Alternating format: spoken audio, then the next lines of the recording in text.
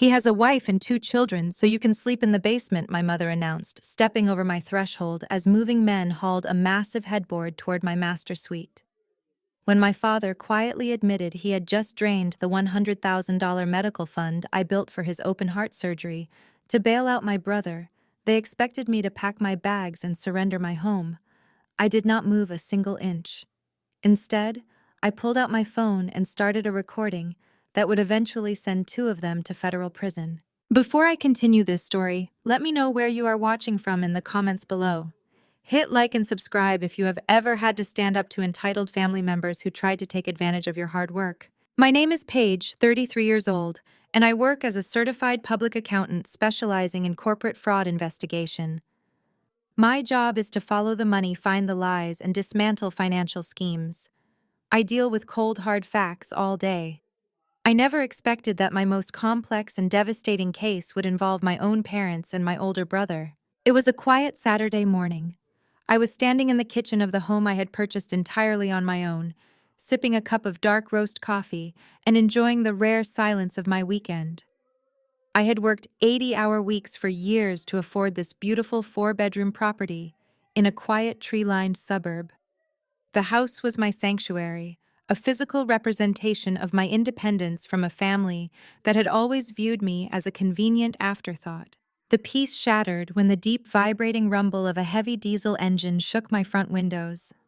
I walked into the entryway just in time to see a massive yellow moving truck backing over my pristine front lawn, crushing my hydrangeas. Before I could even unlock the front door to demand what was going on, the door swung open. My mother, Cynthia, marched inside holding a spare key I had given her for emergencies only. Right behind her was my father, Thomas, looking at the floor and avoiding my gaze. Following them were 3 large men carrying a disassembled king-sized bed frame. "Take that straight upstairs to the master suite at the end of the hall," my mother barked at the movers, pointing toward my personal sanctuary. "Watch the corners, that frame is expensive."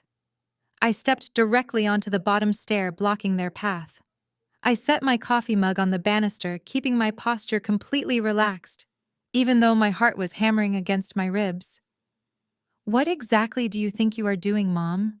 I asked, my voice dangerously even. Cynthia let out a heavy sigh, waving her hand as if swatting away a minor annoyance. "Oh, Paige, do not make a fuss right now. Travis and his family are moving in today. His luxury lease ended abruptly, and they need a place to stay. Since he has a wife and 2 growing children, they obviously need the master bedroom and the 2 guest rooms. You can easily set up a cot in the finished basement. It is perfectly fine for a single person." I stared at her, processing the sheer, unadulterated audacity of her statement. My older brother Travis was 36 years old, and the undisputed golden child of our family. He called himself a cryptocurrency entrepreneur, which was just a fancy way of saying he gambled on digital coins while playing golf on a Tuesday. He had never held a steady job, yet my parents treated him like a Fortune 500 CEO. "Travis is not moving into my house," I said, firmly crossing my arms, "and he is definitely not taking my bedroom. Tell these men to turn around right now." My father finally looked up, his face pale and drawn. "Paige, please, you have to help us out. Travis is in a bit of a financial bind. A deal went bad and he lost everything. He needed cash immediately to cover some legal fees and keep his business afloat." My forensic accountant instincts instantly flared to life. When my father said he needed cash immediately, a cold sense of dread washed over me. 2 years ago, my father was diagnosed with a severe arterial blockage requiring a highly specialized uninsured surgery. I had opened a joint savings account with him and deposited exactly $100,000 of my own hard-earned savings to cover the procedure. "Dad," I said, my voice dropping an octave, "tell me you did not touch the medical fund." Thomas swallowed hard, his eyes darting back to the floor. Travis was desperate, Paige. The bank was going to seize his company assets. I had to wire him the money. He promised he would pay it back with interest the second his next crypto launch goes public. I am your father, and it was a joint account. I had the right to make a withdrawal to save my son. You drained $100,000 meant to save your own life to fund Travis's gambling addiction, I stated, feeling the betrayal slice through my chest. That money was my life savings. You stole it. It was a family loan, Cynthia snapped, stepping forward aggressively. Stop being so dramatic and selfish. Your brother is building an empire. He just hit a small bump in the road. Family helps family, Paige. We are your parents and we are telling you that Travis is moving in here until he gets back on his feet. You owe us for raising you. Before I could explain the fundamental concept of property laws to my delusional mother, the front door opened wider. Jasmine, my sister-in-law, walked into the foyer. Jasmine was a stunning African-American woman who came from a highly educated, wealthy family of surgeons and professors. She had always carried herself with an air of aristocratic superiority, firmly believing the lie that Travis was a highly successful venture capitalist. She looked around my entryway, her nose wrinkled in mild distaste. It is smaller than Travis described, Jasmine noted, adjusting her designer sunglasses. But I suppose it will do for a few months while our new custom build is being finished. She looked at me as if I were the hired help. Paige, please make sure the basement is completely cleared out. I do not want my children breathing in dust while they play. And tell the movers to put your boxes down there out of sight. I need the master closet empty by noon. My mother nodded enthusiastically, turning back to me with a smug, victorious smile. You heard her, Paige. Start packing your clothes. They honestly believed I would fold. They believed that decades of conditioning me to be the sacrificial lamb for the golden child would automatically kick in. They expected me to lower my head hand over my keys and retreat into the dark basement of my own home while they lived rent-free on my dime. I looked at my mother's triumphant face. I looked at my father's cowardly posture. I looked at Jasmine's entitled, oblivious stance. I did not scream. I did not cry. Crying was for victims, and I was nobody's victim. I reached into my pocket, pulled out my smartphone, and opened the camera app. I hit the record button, holding the lens up to capture all three of their faces, and the movers standing awkwardly behind them. Let us get this on this record, I said, my voice ringing clearly through the foyer. This is my private property, and you are all trespassing. This was just the beginning. They thought they were staging a hostile takeover of my home. What they did not know was that they had just handed a forensic accountant the exact thread needed to unravel their entire fraudulent existence. Jasmine glared at my phone. She actually laughed, a sharp, condescending sound that echoed off the hardwood floors. Are you filming this? She asked, crossing her arms over her designer trench coat. That is adorable. But I do not have time to play games with my husband's delusional sister. Jasmine pulled out her own phone and dialed 911. Yes, I need officers at this address immediately. We have a hostile roommate situation. A woman is blocking the stairs and threatening moving personnel. She hung up and gave me a look of pure pity. My mother stepped forward, her chest puffed out. You brought this on yourself, Paige. If you had just gone down to the basement like a good sister, we could have kept this a family matter. Now you are going to be humiliated in front of the entire neighborhood. I kept the camera steady. I captured every word. 10 minutes later, 2 squad cars pulled into the driveway, their lights flashing against my living room windows. The moment the officers stepped onto the porch, my mother's entire demeanor shifted. The aggressive, commanding woman vanished, replaced instantly by a frail, trembling senior citizen. Officers! Thank goodness you are here! Cynthia cried, clutching the lapels of her cardigan. It is my daughter. We let her stay with us because she is struggling, and now she has locked us out of our own master bedroom. My son just lost his home, and she is refusing to let her own nephews inside. Jasmine stepped up right beside her, projecting the calm authority of someone who had never been told no in her entire life. I am Jasmine. My father is the chief of surgery at Mercy Hospital. We are just trying to move our family into my in-laws' home, and this woman is creating a dangerous environment for my children. The older officer, a sturdy man with graying temples, turned his gaze to me. He looked at my casual weekend clothes, then at the towering pile of my brother's expensive furniture sitting on my lawn. Ma'am, the officer said to me, I need you to step away from the stairs. If this is your parents' house, you cannot dictate who they invite inside. I lowered my phone and locked the screen. I did not raise my voice. I did not defend my character. I simply looked at the officer and smiled. Officers, I said, maintaining perfect eye contact. Would you mind stepping into my home office for exactly 2 minutes? My mother scoffed loudly. Do not go anywhere with her. She is probably trying to hide things. The officers exchanged a look, but the older one gestured for me to lead the way. I walked them past the massive dining table I had paid for down the hall to my office. I opened the heavy oak door, walked straight to my fireproof wall safe, and punched in the code. I pulled out a thick red folder and laid it flat on my desk. I opened it and slid the documents toward the officers. This is the original property deed, I stated clearly. Here is the county tax assessment for the current fiscal year. Here are the last 6 months of utility bills, the home insurance policy, and the mortgage statements. The officer picked up the deed, his eyes scanning the thick black ink. He looked at the name, then looked at my driver's license, which I had placed right beside it. Paige Miller. The officer read aloud. You are the sole owner of this property. That is correct, I replied. I purchased this house 3 years ago. Thomas and Cynthia Miller. The two people crying in my foyer are my parents. I allowed them to live in the guest wing of my home rent-free because they claimed they were struggling with retirement. They do not pay a mortgage. They do not pay taxes. They do not pay utilities. I paused, letting the silence emphasize my next words. And the man outside is my brother Travis. I did not invite him here. I did not approve this move. He is trespassing on my private property. The officers marched back into the foyer. The dynamic had completely shifted.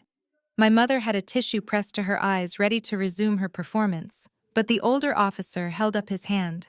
Ma'am, you need to step back, the officer instructed Cynthia.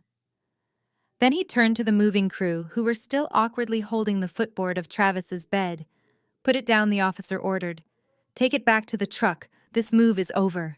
Travis pushed his way to the front, his face flushed red with anger. What are you talking about? This is my parents' house. I have a right to be here. Actually, sir, the officer replied, his tone hardening. This is your sister's house. We have verified the deed. You have no legal right to be on these premises without the homeowner's consent. I suggest you tell your movers to pack up before I cite you for trespassing. Jasmine's jaw dropped. She whipped her head around to stare at Travis. Travis, what is he talking about? You said your parents owned this estate. Travis stammered, avoiding his wife's eyes. It is complicated, Jasmine. The paperwork is just in Paige's name for tax purposes. It is a family asset. It is not a family asset, I interjected smoothly. It is my asset. You are trespassing. Get out. Panic flashed in my mother's eyes. Her grand plan was collapsing, but Cynthia was nothing, if not a seasoned manipulator. She suddenly wiped away her fake tears and stood up perfectly straight. A cold, calculating light replaced the victim act. Wait a minute, Cynthia said, her voice ringing out sharply. She pointed a finger at the officers. I know my rights. Thomas and I have lived in this house for 14 months. Our mail is delivered here. Our driver's licenses list this address. Under the state housing laws that makes us established legal tenants. The older officer sighed, rubbing the back of his neck. He knew exactly where she was going with this. And as legal tenants, Cynthia continued, a victorious smirk spreading across her face, we have the right to quiet enjoyment of our residence. We also have the right to invite guests into our home. Travis, Jasmine, and my grandchildren are our guests. We are inviting them to stay with us. The officer looked at me with genuine apology in his eyes. Ma'am, he said quietly, she is technically correct. Because they have established residency, this becomes a civil matter. I cannot physically remove their guests without a formal court order. They are legally allowed to have visitors for up to 30 days. Before those visitors are considered squatters. Jasmine let out a breath of relief, while Travis puffed out his chest, completely emboldened by the legal loophole. You hear that, Paige? Travis mocked, stepping closer to me. The cops cannot touch us. We are staying. And since the guest wing is too small for all of us, Mom and Dad are giving us their rooms and they will take the basement. But we are all staying right here under your roof. Cynthia crossed her arms, looking at me with pure defiance. I told you, Paige. Family helps family. You cannot win this. They expected me to rage. They expected me to throw a tantrum, scream at the police, and lose my mind. They wanted me to act erratic so they could paint me as the unstable villain. But I am an auditor. I deal in paperwork, strict compliance, and absolute ruthlessness. I did not raise my voice. I simply turned around, walked into my kitchen, and opened the top drawer of my island. I pulled out a legal notepad and a heavy black pen. I walked back into the foyer, standing directly in front of my mother. "You are absolutely right, Mom," I said clearly. "You are a legal tenant." I uncapped the pen and began writing rapidly on the notepad. I wrote the current date, the property address, and the names Thomas and Cynthia Miller. And as a landlord, I continued, my voice echoing in the silent foyer. "I am exercising my legal right now." I finished writing, ripped the sheet of paper from the pad, and pressed it flat against my mother's chest, forcing her to take it. "This is your formal written 30-day notice of eviction with cause," I announced. "The cause is unauthorized subletting and exceeding the occupancy limit of your verbal lease. You have exactly 30 days to remove yourselves, your guests, and your stolen money from my property. On day 31, I will have the sheriff drag all of you to the curb. Enjoy your stay." The heavy oak front door clicked shut behind the departing police officers, leaving a thick, suffocating silence in my foyer. It lasted exactly 3 seconds before the chaotic symphony of dragging suitcases and muttered curses began. I stood at the base of the stairs, watching my parents and Travis haul their designer luggage down the hall toward the guest wing. Jasmine marched behind them, her heels striking my hardwood floors like a gavel. She was already loudly complaining to Travis about the lack of walk-in closets and how the guest bathroom vanity was terribly outdated. I did not engage. I turned on my heel, walked up the stairs to my master's suite, and pulled the door shut behind me. I engaged the deadbolt with a satisfying metallic click. My bedroom connected directly to my home office, a climate-controlled space dominated by a massive glass desk and a 3-monitor workstation. This was my command center. This was where I spent 80 hours a week unspooling corporate fraud, tracking embezzled funds for Fortune 500 companies, and tearing apart complex shell corporations. I dealt in indisputable cold, hard numbers. Now I was about to audit my own family. I dropped into my ergonomic chair and woke up my monitors. My fingers flew across the keyboard as I logged into my secure banking portal. I bypassed the 2-factor authentication and navigated directly to the joint medical account I had opened with my father. The screen refreshed. The balance glared back at me in stark red numbers. $0.00. My chest tightened. I forced myself to breathe evenly. I had spent 2 years skipping vacations, working late nights, and living on a strict budget to save that $100,000. It was specifically earmarked to pay for the out-of-pocket costs of my father's upcoming arterial bypass surgery. Instead of securing his health, he had willingly handed my life savings to a 36-year-old man who still asked our mother to do his laundry. But I needed facts, not emotions. Anger is sloppy. Data is precise. I navigated to the transaction history and downloaded the raw bank statements. The money had not been withdrawn as a simple cashier's check or a standard bank transfer. The statement showed a direct domestic wire transfer initiated at 9 in the morning on a Friday. To execute a wire transfer of that magnitude from a joint account, the bank required dual authorization.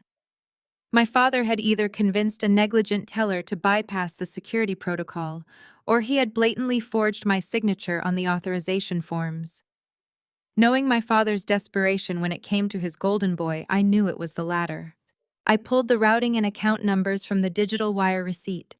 A quick search through the Federal Reserve routing directory showed the receiving bank was a small commercial branch in Delaware, a state notorious for its corporate secrecy laws. I opened another tab and accessed my premium investigative databases, the proprietary systems my firm paid thousands of dollars a month to maintain. Travis was entirely predictable. He left a trail of financial destruction everywhere he went. 3 years ago, he drained my parents' retirement accounts to fund a blockchain startup. He threw lavish launch parties, bought a luxury sports car, and spectacularly crashed the company within 6 months.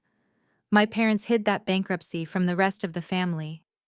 They secretly remortgaged their paid-off house to cover his remaining debts and keep him out of court. I only found out because I noticed the new lien on their property tax records. They had conditioned themselves to believe Travis was a misunderstood genius just one investment away from becoming a billionaire. They were perfectly willing to sink their own ship to keep him afloat. But burning through a voluntary home equity loan was one thing. Stealing a restricted medical fund crossed a massive federal boundary. I typed the receiving account details into my forensic database, cross-referencing the routing data with active Delaware corporate registries. I needed to see exactly where my money was sitting. The search results populated on my left monitor. The receiving company was registered as Novatech Holdings, LLC. It had been incorporated exactly 4 days ago. I pulled the public articles of incorporation, fully expecting to see Travis listed as the sole proprietor or managing member. He always needed his name on everything to stroke his massive ego. As my eyes scanned the digitized legal document, my hand froze on the mouse. The air in my office suddenly felt very still. Travis was not listed anywhere on the corporate filing. The registered agent and sole managing member was Jasmine. I leaned closer to the high-resolution screen, my mind racing through the catastrophic implications. Jasmine came from a family of prominent surgeons and tenured professors. She took extreme pride in her flawless credit score and her pristine legal record. She despised Travis's cryptocurrency gambling. During a Thanksgiving dinner last year, she explicitly stated that she forced Travis to sign a post-nuptial agreement separating their finances because she refused to let his volatile business ventures affect her family's wealth or her children's future. She would never, under any circumstances, authorize a shady offshore shell company, let alone use it to receive stolen medical funds. Travis had not just stolen my life savings. He had taken his wife's social security number, her private credentials, and forged her signature to register a fraudulent LLC behind her back. He was using Jasmine as a human shield against the IRS and the banking authorities. If the federal government tracked this wire fraud, they would not arrest Travis. They would arrest Jasmine. He was committing federal identity theft against the mother of his own children, letting her sleep soundly down the hall while he quietly destroyed her life. Monday morning arrived with the sterile, quiet hum of the corporate world. I walked into the glass and steel lobby of my accounting firm, feeling sharper than I had in years. The weekend had been a masterclass in family dysfunction, but stepping onto my floor reminded me of who I really was. I was a senior forensic investigator. I dismantled million-dollar corporate frauds before my morning coffee. A desperate 36-year-old crypto bro was child's play. I had barely set my briefcase down at my desk when my desk phone buzzed. It was the executive assistant for David, the managing partner of the firm. She told me David needed me in the main boardroom immediately. Her tone was tight, completely stripped of her usual warmth. I grabbed my laptop and walked down the long corridor to the executive suite. When I pushed open the heavy oak doors, the tension in the room was suffocating. David was seated at the head of the massive mahogany table, flanked by 2 other senior partners. In the center of the table, the conference phone was active. "I am just trying to do the right thing here," a voice echoed from the speaker. It was Travis. He was putting on the performance of a lifetime, his voice thick with manufactured grief. "I know she is a senior member of your team, but she has crossed a line.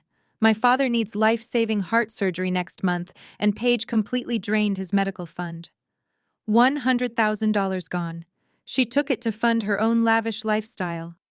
I am contacting the authorities, but I felt you had the right to know that you are employing an embezzler. You need to terminate her immediately before the press gets hold of this." David looked up at me, his expression unreadable. He pressed the mute button on the console. "Paige," David said, his voice deadly serious.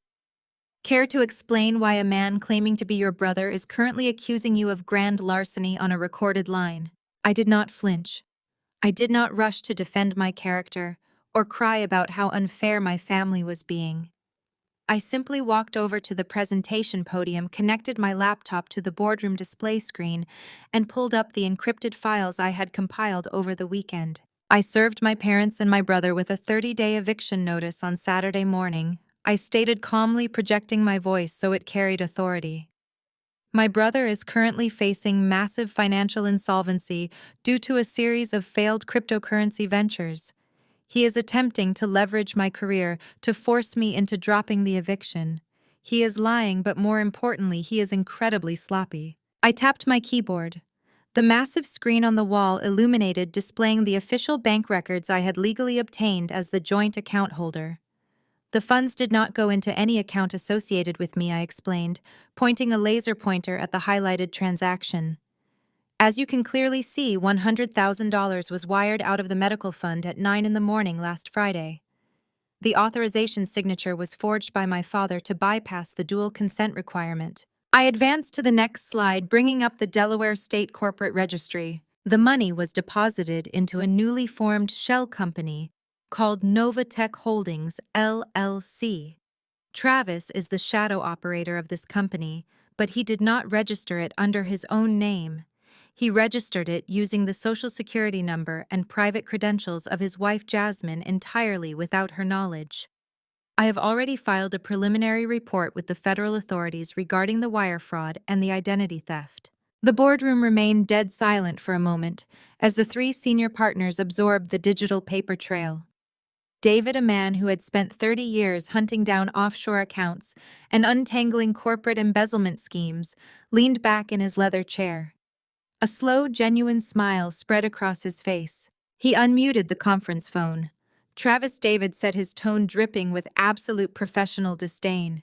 You are currently speaking on a recorded line to the managing partner of one of the top forensic accounting firms on the East Coast. We literally investigate financial crimes for a living. Your sister just provided us with the routing numbers, the IP addresses of the wire transfer, and the fraudulent articles of incorporation for your Delaware shell company. There was a sharp intake of breath on the other end of the line. Travis stammered the confident grieving son act, completely vanishing. Wait, I can explain that. The funds were a loan. It is a family misunderstanding. It is federal wire fraud, David corrected him sharply. And attempting to extort our firm by making false defamatory statements about one of our top investigators is highly actionable.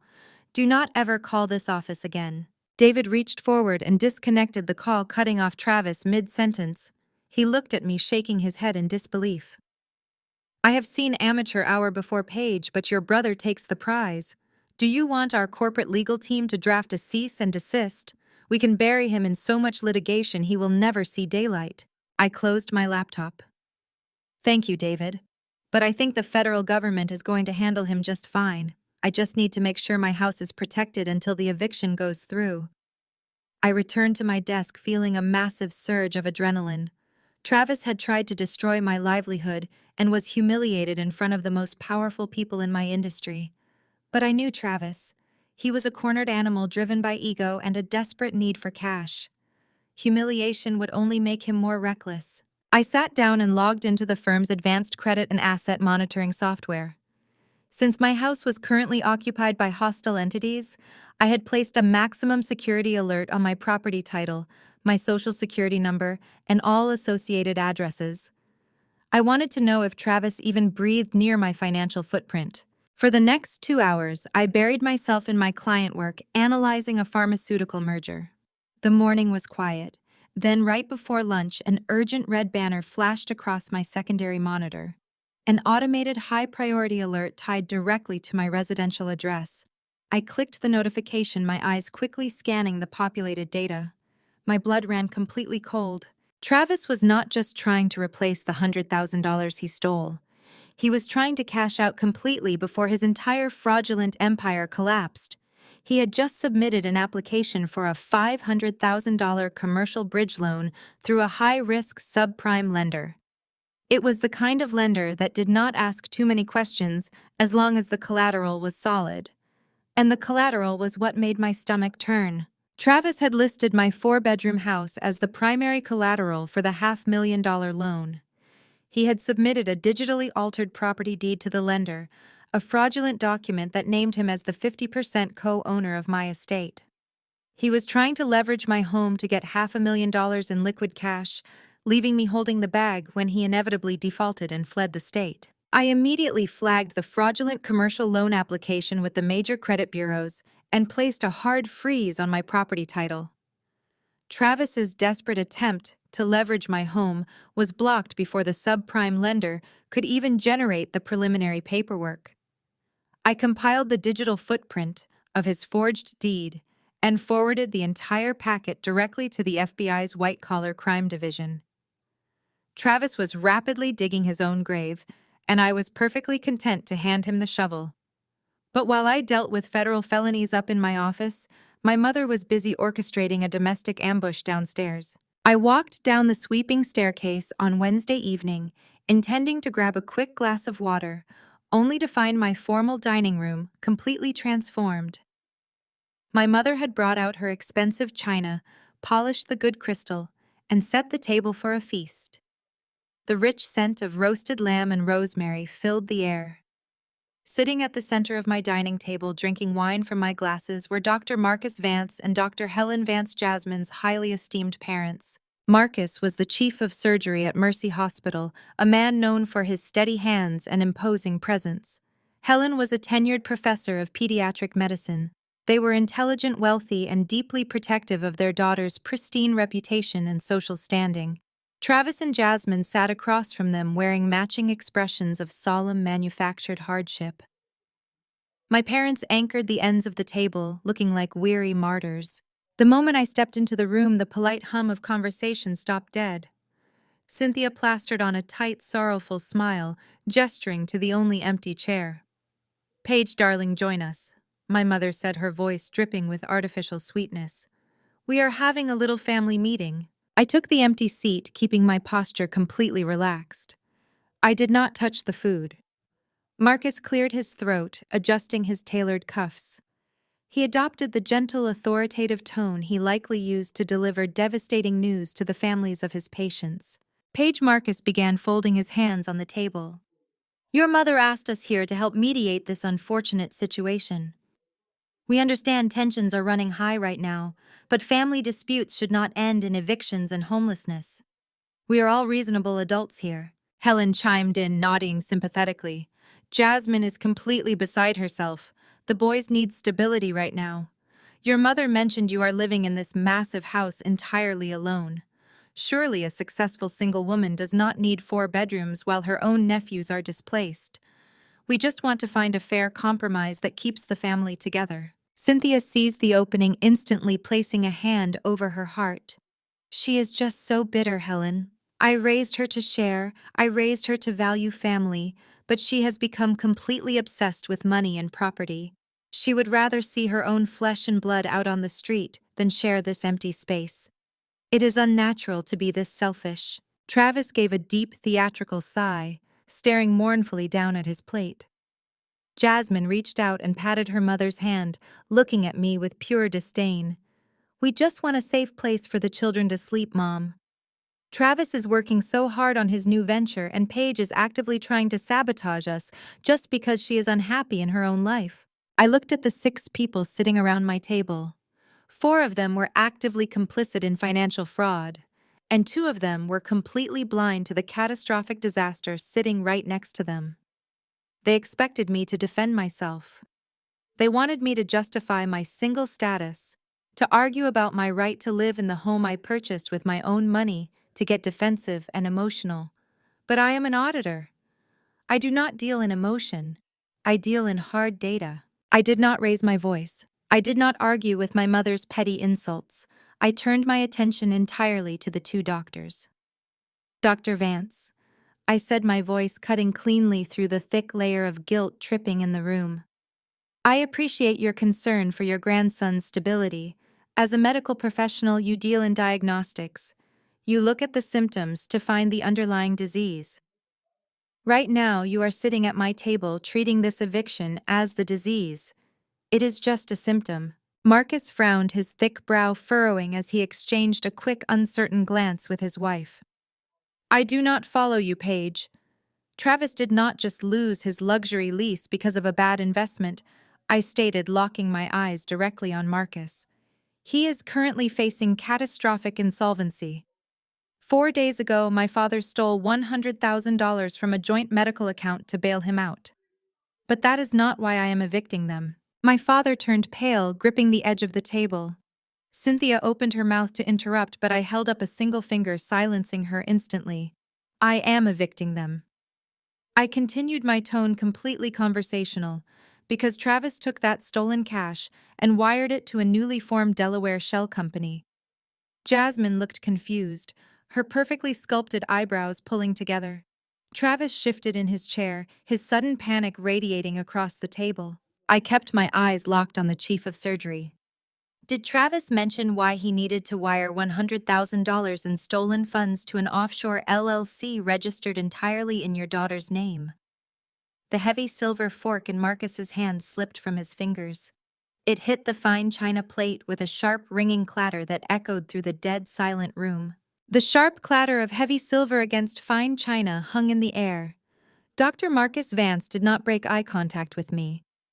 The distinguished surgeon's face turned an ashen shade of gray, his carefully maintained medical composure fracturing in real time. Beside him, Helen sat perfectly still, her wineglass suspended halfway to her mouth, the color draining from her cheeks. Travis shot out of his chair so fast it tipped backward and hit the hardwood floor with a loud crack. He reached across the table, grabbing Jasmine by the upper arm. "We are leaving!" Travis barked, his voice pitching up in panic.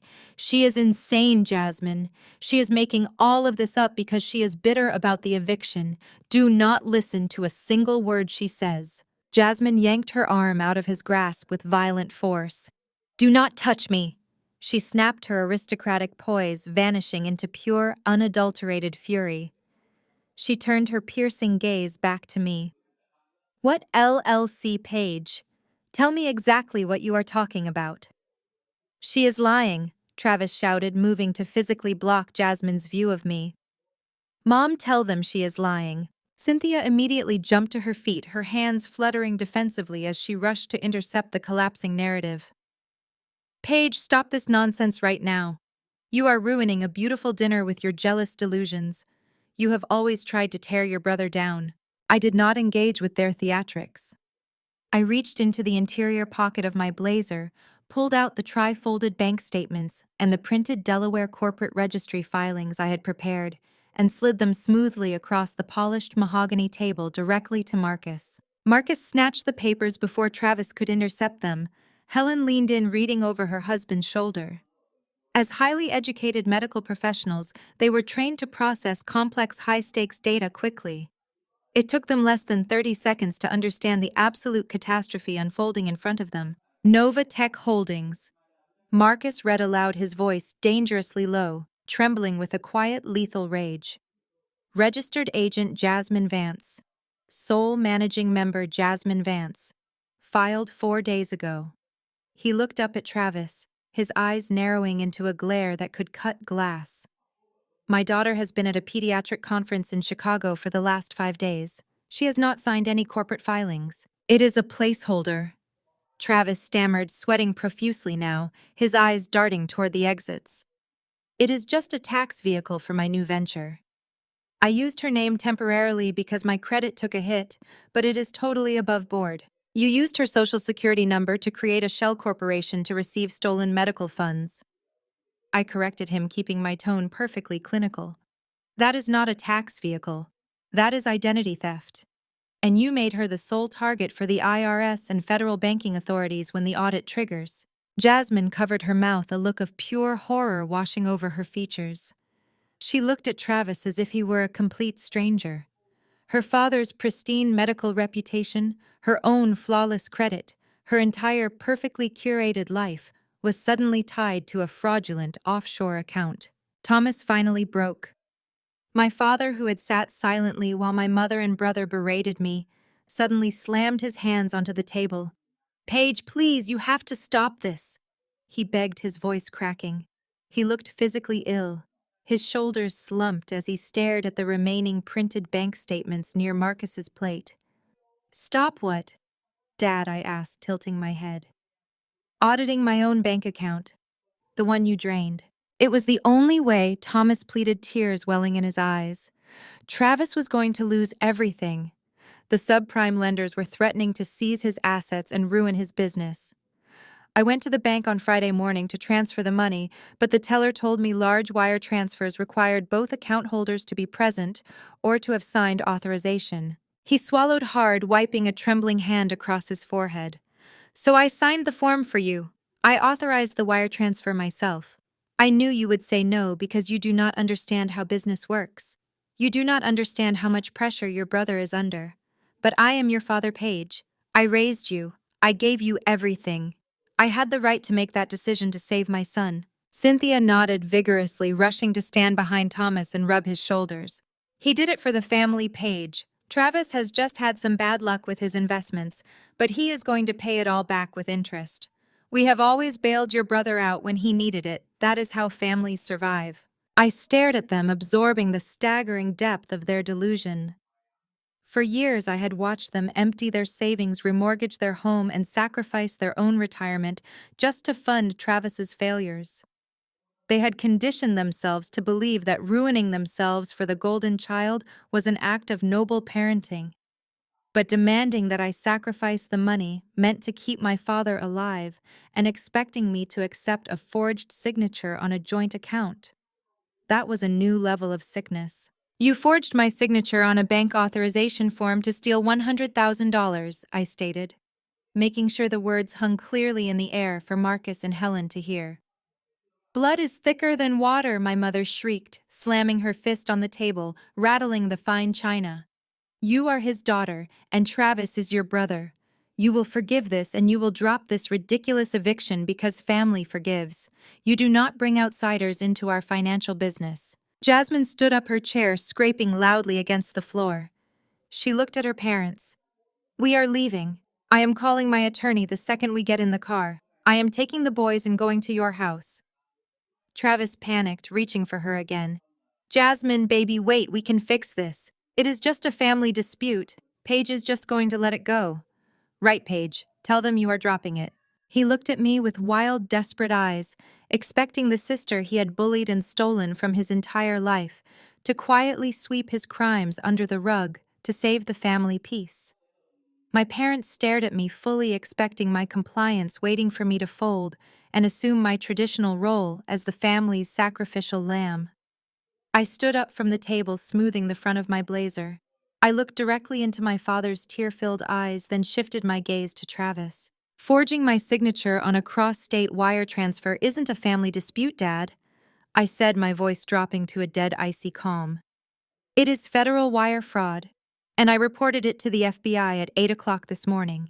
The dinner party dissolved into absolute chaos the moment those words left my mouth.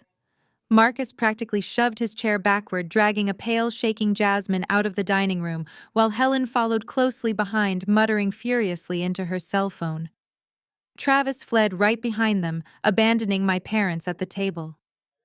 By the time I woke up the next morning, the physical house was eerily quiet, but my digital world was completely on fire. My phone vibrated violently against my nightstand, a relentless buzzing that signaled a coordinated attack.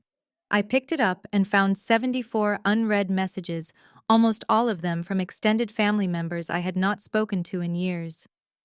Aunt Susan, I always knew you were a cold person, but this is a new low. How could you put your own nephews on the street, Cousin Mark? You are an absolute monster. Uncle David, making your brother homeless out of spite.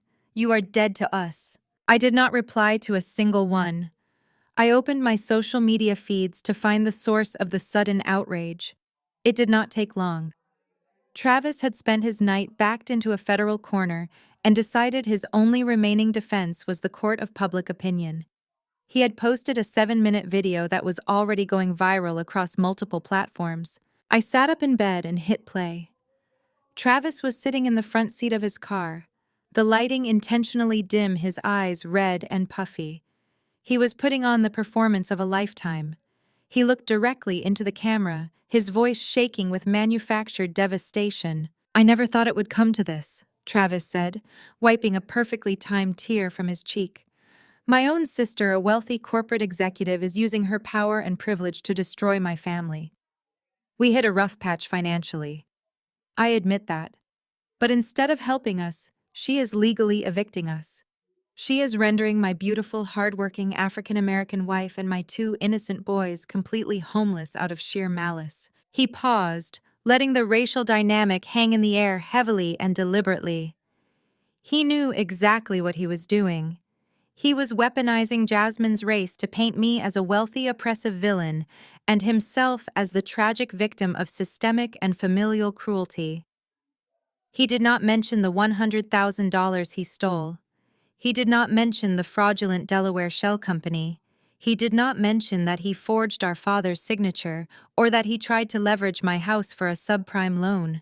He just cried about his impending homelessness, begging for shares and prayers.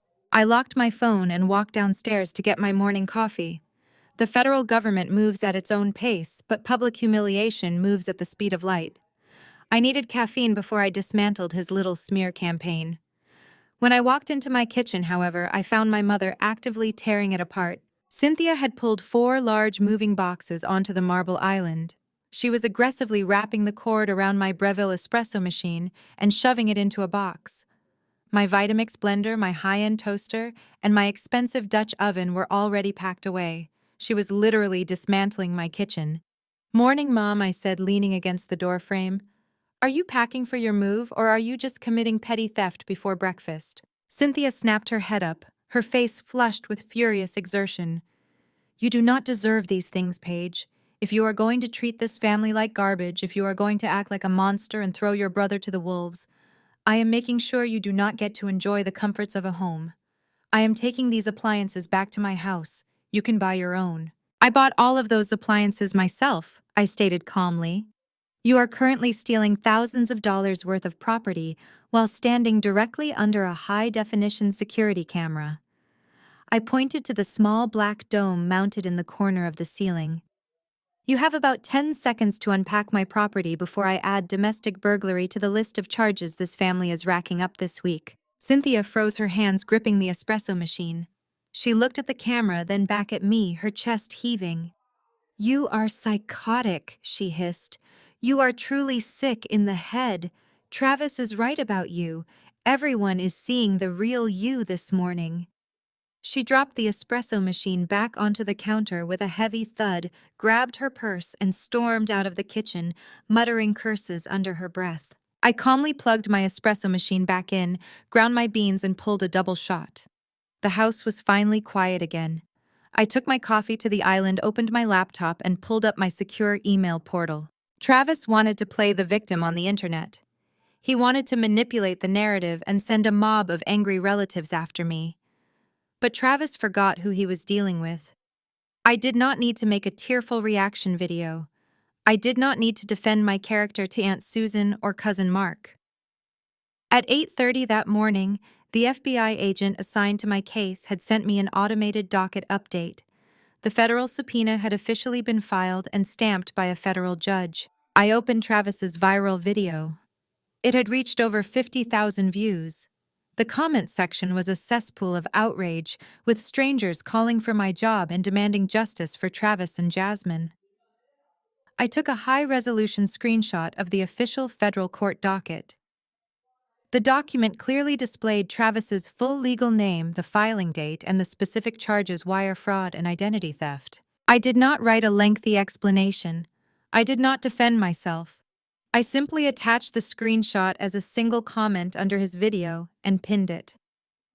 I took a sip of my coffee and watched the screen. Travis was undoubtedly glued to his notifications, basking in the sympathy of strangers. I knew the exact second he saw my comment. Less than 3 minutes later, the video froze. I refreshed the page. A gray error screen popped up displaying a standard message. "This account has been deleted by the user." Travis had nuked his entire social media presence the moment he realized the federal government was actually coming for him. It was day 15 of the 30-day eviction notice. The house had descended into a state of cold, paranoid warfare. With Travis completely neutralizing his own social media campaign and federal agents actively investigating his newly formed shell company, my parents had shifted their tactics. They were no longer trying to guilt me into submission, and they were certainly not packing their bags. Instead, they spent their days whispering in the kitchen, exchanging nervous glances, and making hushed phone calls from the back patio. They had realized that emotional manipulation was useless against me, so they were trying to outmaneuver me legally. I was sitting at my home office desk reviewing a complex pharmaceutical audit for the firm when a thick manila envelope slid underneath my locked bedroom door. It scraped against the hardwood floor with a harsh grating sound. I stood up, walked over, and picked it up. The return address printed in the corner belonged to a man named Arthur Vance, attorney at law. A quick digital search of the State Bar Registry on my secondary monitor revealed that Arthur was a low-tier strip mall lawyer with a well-documented history of disciplinary warnings for unethical billing practices. I unlocked my door and walked out into the second-floor hallway. My parents were standing near the top of the sweeping staircase, flanking a short, balding man in a cheap, poorly fitted gray suit. He clutched a faux leather briefcase tightly to his chest, sweating profusely despite the aggressive temperature-controlled air conditioning flowing through my house. "We tried to do this the easy way," Paige, my father, stated, his voice thick with unearned confidence. "We tried to appeal to your sense of family and basic human decency. But since you want to play hardball and threaten your own flesh and blood with homelessness, we hired Arthur to protect our assets." Cynthia crossed her arms, a triumphant, mocking smirk plastered on her face. "You cannot evict us. We own this house just as much as you do. The law is firmly on our side, and we are not going anywhere." I did not laugh. I did not raise my voice. I simply walked past them, pushed open the heavy oak doors to my main living room, and gestured for the three of them to sit on the white sectional sofa. "By all means, Arthur," I said, taking a seat in the velvet accent chair opposite them and crossing my legs. "Explain the law to me." Arthur cleared his throat, puffing out his chest as he pulled a secondary copy of the document from his briefcase. He adjusted his glasses, attempting to project an aura of absolute legal authority. "Miss Wilson, my clients have provided me with formal documentation proving that this estate was purchased using funds directly dispersed from the Wilson Family Trust," Arthur proclaimed, tapping the paper with his pen. "Under state property statutes, this makes them equitable beneficiaries to the asset. You do not have the sole legal authority to execute an eviction notice against co-beneficiaries. My clients have every right to reside on this property indefinitely." I unclasped the manila envelope and pulled out the thick stack of paper. It was dressed up with fancy legal borders printed on heavy bond paper and littered with complex legal jargon. It was deliberately designed to look incredibly intimidating to a layman. I scanned the first page, flipped to the second, and reviewed the signature lines on the third. As a senior forensic investigator, I routinely dismantled sophisticated corporate embezzlement schemes crafted by brilliant financial executives. I tracked millions of dollars through offshore accounts, dummy corporations, and encrypted ledgers. My parents bringing a fabricated document from a strip mall lawyer to my living room was genuinely insulting to my intelligence. "This is a fascinating piece of creative fiction, Arthur," I said, keeping my voice entirely conversational as I looked back up at him. "But you made 3 catastrophic errors." My mother scoffed loudly, throwing her hands in the air. "Stop acting like you know everything, Paige. It is a legally binding document. You cannot just audit your way out of the law." I ignored her, leaning forward to tap the bottom of the third page with my index finger. "Error number 1, I stated, locking my eyes with the sweating lawyer. "You claim the Wilson Family Trust injected $400,000 into the escrow account for this property on October 12, 2018. However, the Delaware County property records clearly show that the commercial developer did not even break ground on this residential subdivision until March of 2021. You predated your fraudulent trust document by 3 full years before this house even existed as a blueprint." Arthur's face twitched violently. He glanced down at his copy of the document, his stubby finger frantically tracing the printed dates on the page. "Error number 2. I continued, relentlessly flipping to the final signature page. "This notary stamp belongs to a Richard Gable. I happen to know Richard. He works at the regional bank branch down the street. The commission expiration date on this stamp is listed as January of last year.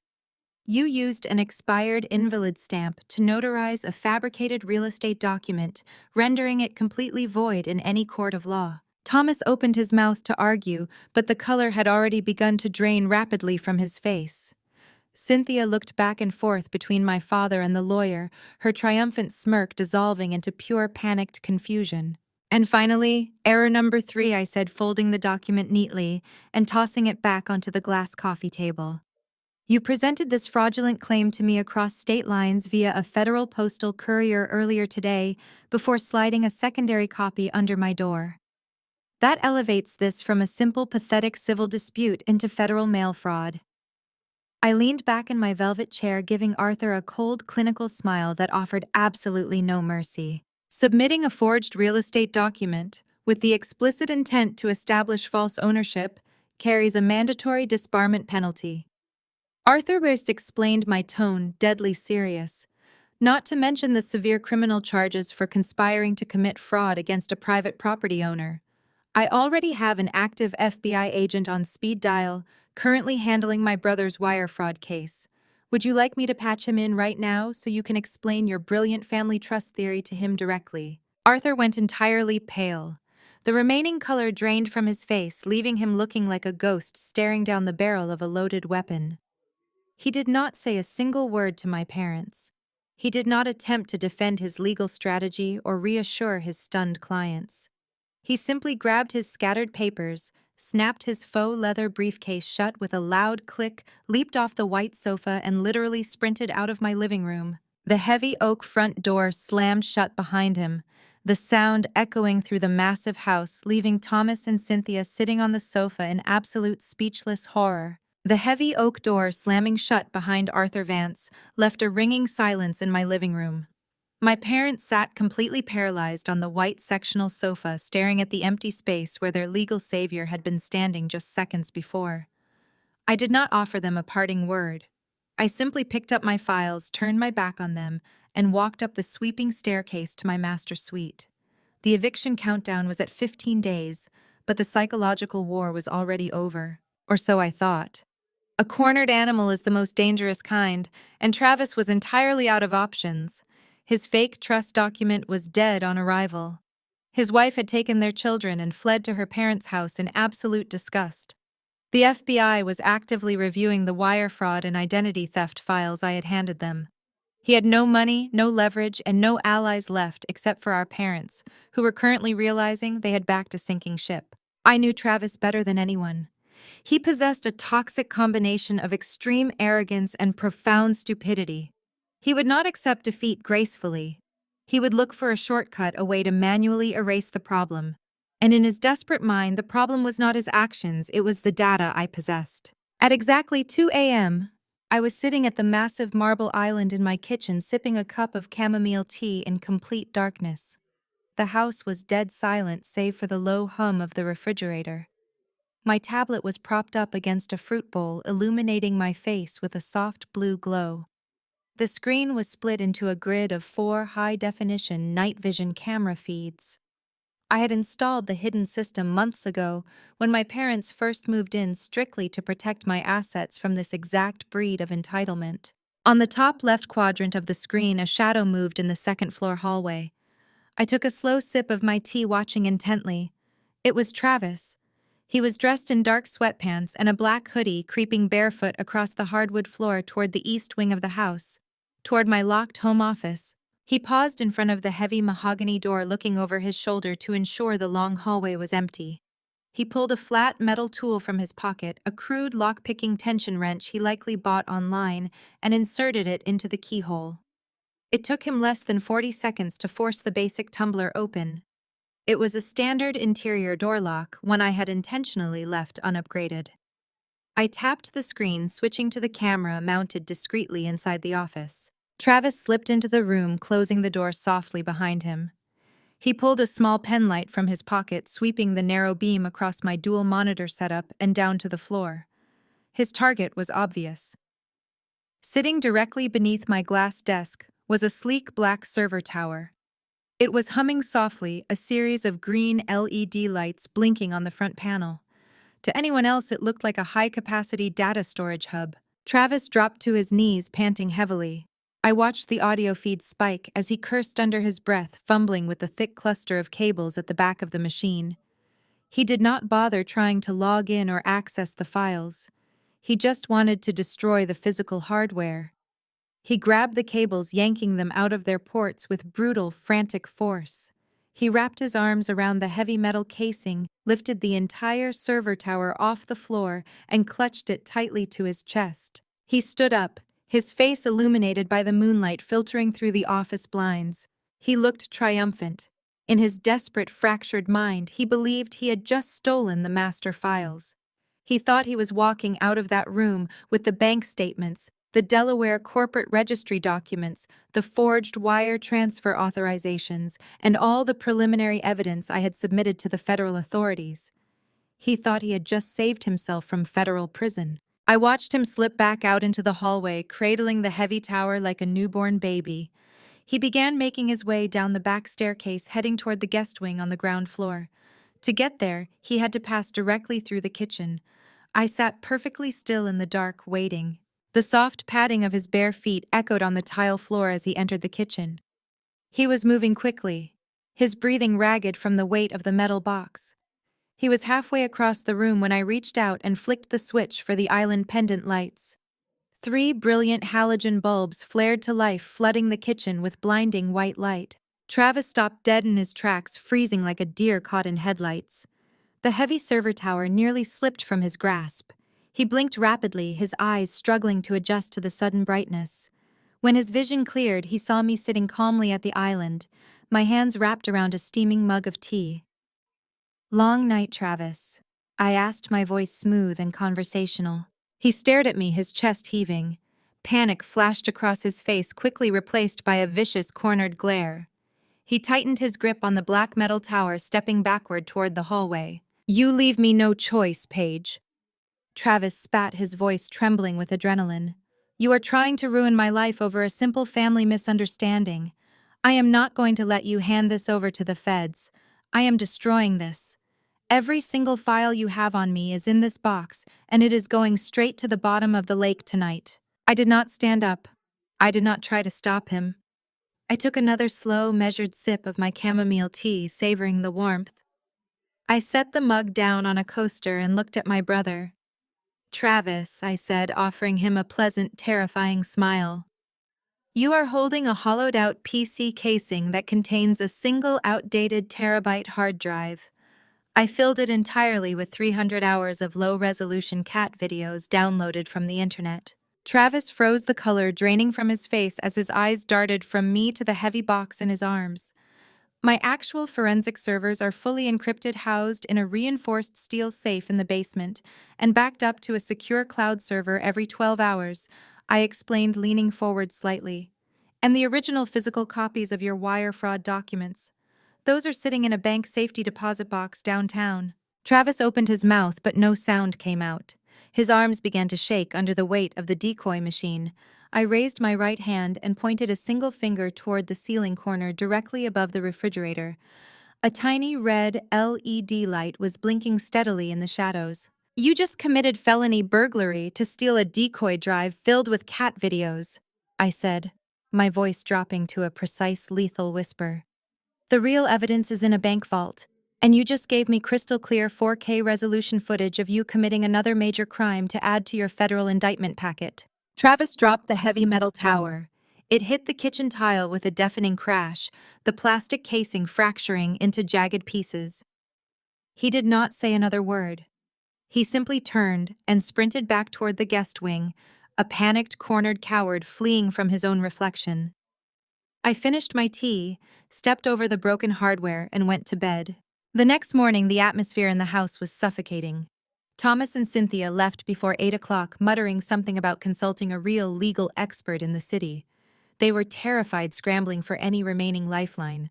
Travis had locked himself in the guest bedroom, refusing to emerge for breakfast.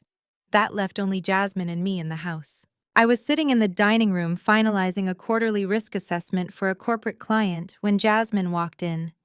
She did not have her usual composed, defensive posture. Her shoulders were slumped, and the dark circles under her eyes rivaled my own from the previous weeks. She pulled out a chair and sat directly across from me. Her hands were trembling slightly as she rested them on the polished oak table. "I need the truth, Paige," Jasmine said, her voice completely devoid of emotion. "No more family spin. No more of Travis crying about how you are destroying his life. I saw the screenshot you posted last night before he deleted his account. I saw the federal docket number. I want to know exactly what my husband has done." I closed my laptop and looked at my sister-in-law. Despite the hostility she had directed at me since they moved in, I genuinely felt a wave of pity for her. Jasmine was an intelligent, hard-working woman who had been blinded by a professional con artist. She had defended a man who was actively destroying her from the inside out. "Are you absolutely certain you want to see this?" I asked, leaning forward. "Because once I show you the paperwork, you cannot unsee it. You will not be able to go back to pretending Travis is just a misunderstood entrepreneur having a run of bad luck. This is not going to be a simple family disagreement. Show me," she demanded, her jaw set with absolute resolve. I stood up, walked over to my secure filing cabinet, hidden behind the custom bookshelves, and unlocked the bottom drawer. I pulled out a thick red folder. I had compiled this specific dossier days ago, anticipating this exact conversation. As a forensic accountant, I never entered a room without the receipts. I walked back to the dining table and slid the heavy folder across the wood. Jasmine opened it. The first page was a comprehensive flow chart I had designed, tracking the movement of stolen capital with color-coded precision. "Travis did not just forge our father's signature to steal $100,000, I explained, keeping my tone clinical and precise. He channeled those stolen funds through a fraudulent Delaware shell company to launder the transaction. But that money was gone within 3 weeks. It was never invested in commercial real estate. It was not used to secure inventory for a startup. There was no business." Jasmine looked up from the chart, her brow furrowed in confusion. "Then where did it go?" I reached over and flipped to the next section of the dossier. He dumped every single penny into unregulated cryptocurrency exchanges and high-stakes offshore gambling sites. I have the ledger receipts. He was making $10,000 bets on digital coin futures at 3 in the morning and losing everything by sunrise. He is not a businessman, Jasmine. He is a gambling addict." Jasmine stared at the printed ledgers, her breathing growing shallow. The color began to drain from her face as her eyes scanned the dates. She recognized those dates. Those were the nights Travis claimed he was staying up late to negotiate with overseas suppliers. He had looked her directly in the eyes and lied. She turned the page and I watched her completely freeze. "That brings us to you," I stated quietly. Jasmine was looking at a series of credit reports and bank statements. The name printed at the top of each document was hers: Jasmine Michelle Vance. When Travis burned through the stolen family money, he needed a new lifeline, I explained, pointing to a highlighted column on the second page. He could not use his own credit because he bankrupted himself 3 years ago, so he used yours. "No!" Jasmine whispered, her hands shaking as she grabbed the papers, bringing them closer to her face. "No, that is impossible. I have a lock on my credit profile. I check it every quarter. My score is pristine. I have never opened these accounts." "He is your legal spouse, Jasmine," I reminded her gently.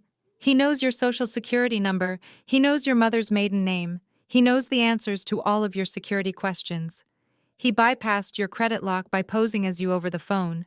He likely intercepted the physical mail before you got home from work to hide the paper trail. Over the last 4 months, Travis has opened 6 high-limit credit cards in your name. He maxed out every single one of them to fund his crypto gambling. He also took out a $40,000 personal loan, using your electronic signature as the sole guarantor." Jasmine dropped the papers on the table like they were actively burning her fingers. She pressed her hands against her mouth, a stifled, agonizing sob escaping her throat. She was a meticulous planner, a woman who prided herself on financial stability. In a matter of minutes, I had just shown her that her husband had secretly accumulated nearly $150,000 in high-interest debt, attaching it directly to her financial identity. "Your pristine credit score is gone, Jasmine," I said, delivering the final brutal truth. You currently possess a sub 500 credit rating. You are technically insolvent. Everything you worked for has been leveraged to pay for his addiction. She sat in silence for a long time, staring at the scattered documents. The shock slowly receded from her eyes, replaced by a cold, terrifying clarity. The illusion of the supportive, struggling husband was dead. She realized why Travis had been so desperate to move into my house, why he had been so aggressive about fighting the eviction. He had no money, no credit, and the federal government was actively hunting him down. She was no longer looking at a victim of family betrayal. She was looking at a parasite who had attached himself to her life, silently draining her resources and destroying her future to feed his own failures. Jasmine wiped her face, sitting up straight. Her entire demeanor shifted from a devastated wife to a fiercely protective mother. She looked toward the hallway where her two young boys were sleeping, and then she looked back at me. "How much time do I have before the feds seize his assets?" she asked. "None," I replied. "But I can help you protect your kids."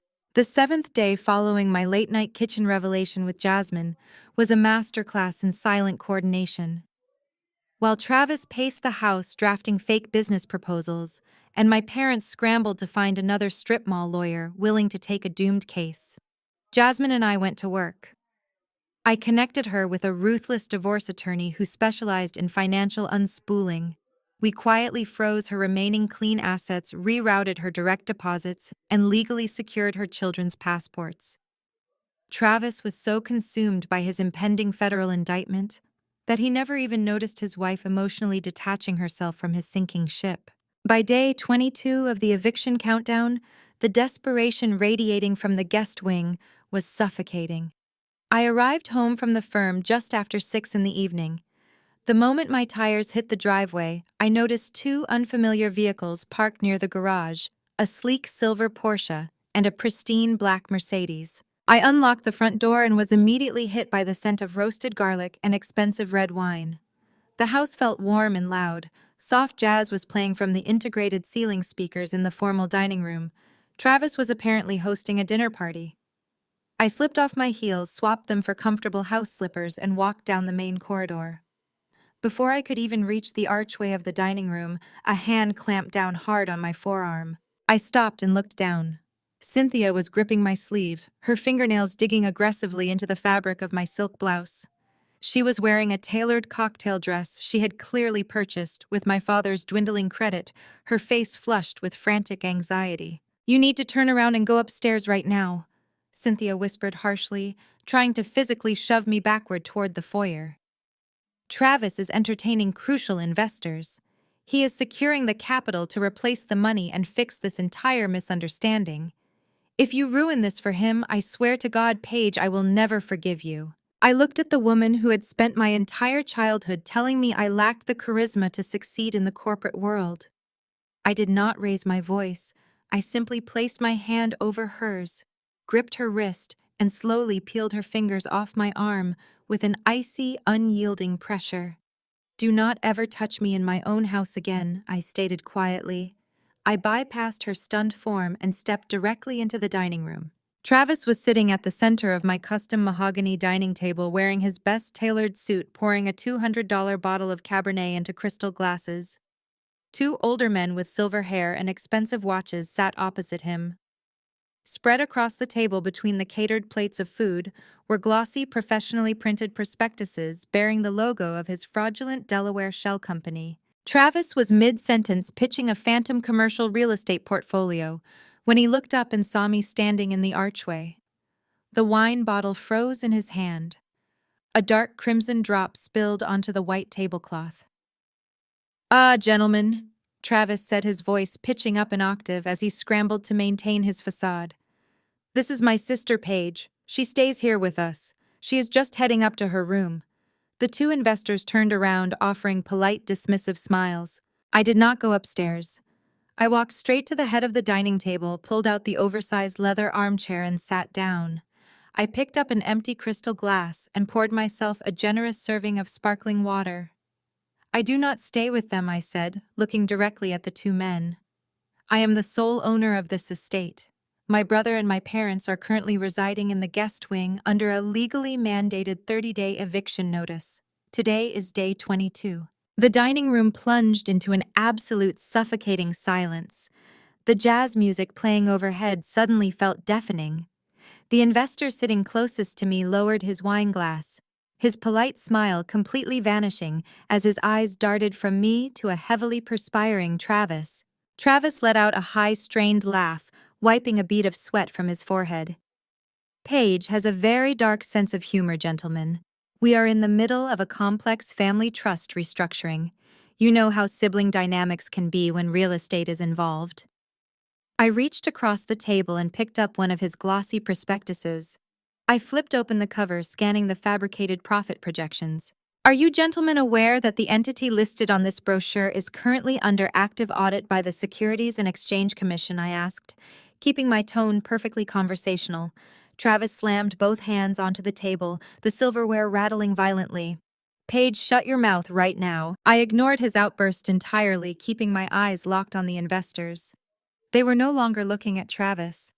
They were staring at me with the rigid, alert posture of men who possessed wealth they intended to protect. My brother is not pitching you a real estate venture.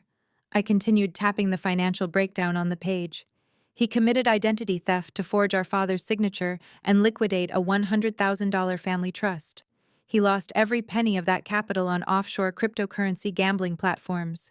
He is currently begging you for an injection of cash so he can attempt to quietly replace the stolen funds before a federal grand jury unseals his indictment for wire fraud and money laundering. The investor nearest to me did not ask a single clarifying question. Wealthy men do not play games with federal audits. He simply closed his leather portfolio, stood up, and buttoned his suit jacket. His partner mirrored the action flawlessly. Travis leaped out of his chair, rounding the table with his hands raised in desperate surrender. Wait, gentlemen, please listen to me. She is a bitter, vindictive woman trying to sabotage my career because she is jealous. This is a completely legitimate opportunity. You saw the market projections. We are done here, Travis, the older investor said coldly, not even making eye contact as he stepped around my brother. Do not ever contact my office again. The two men walked briskly out of the dining room. Seconds later, the heavy thud of my front door shutting echoed through the first floor. Travis stood frozen in the center of the room. The silence was heavy and final. His last lifeline was gone. The delusion that he could smooth talk his way out of federal prison had just been shattered into pieces. I watched the realization wash over his face.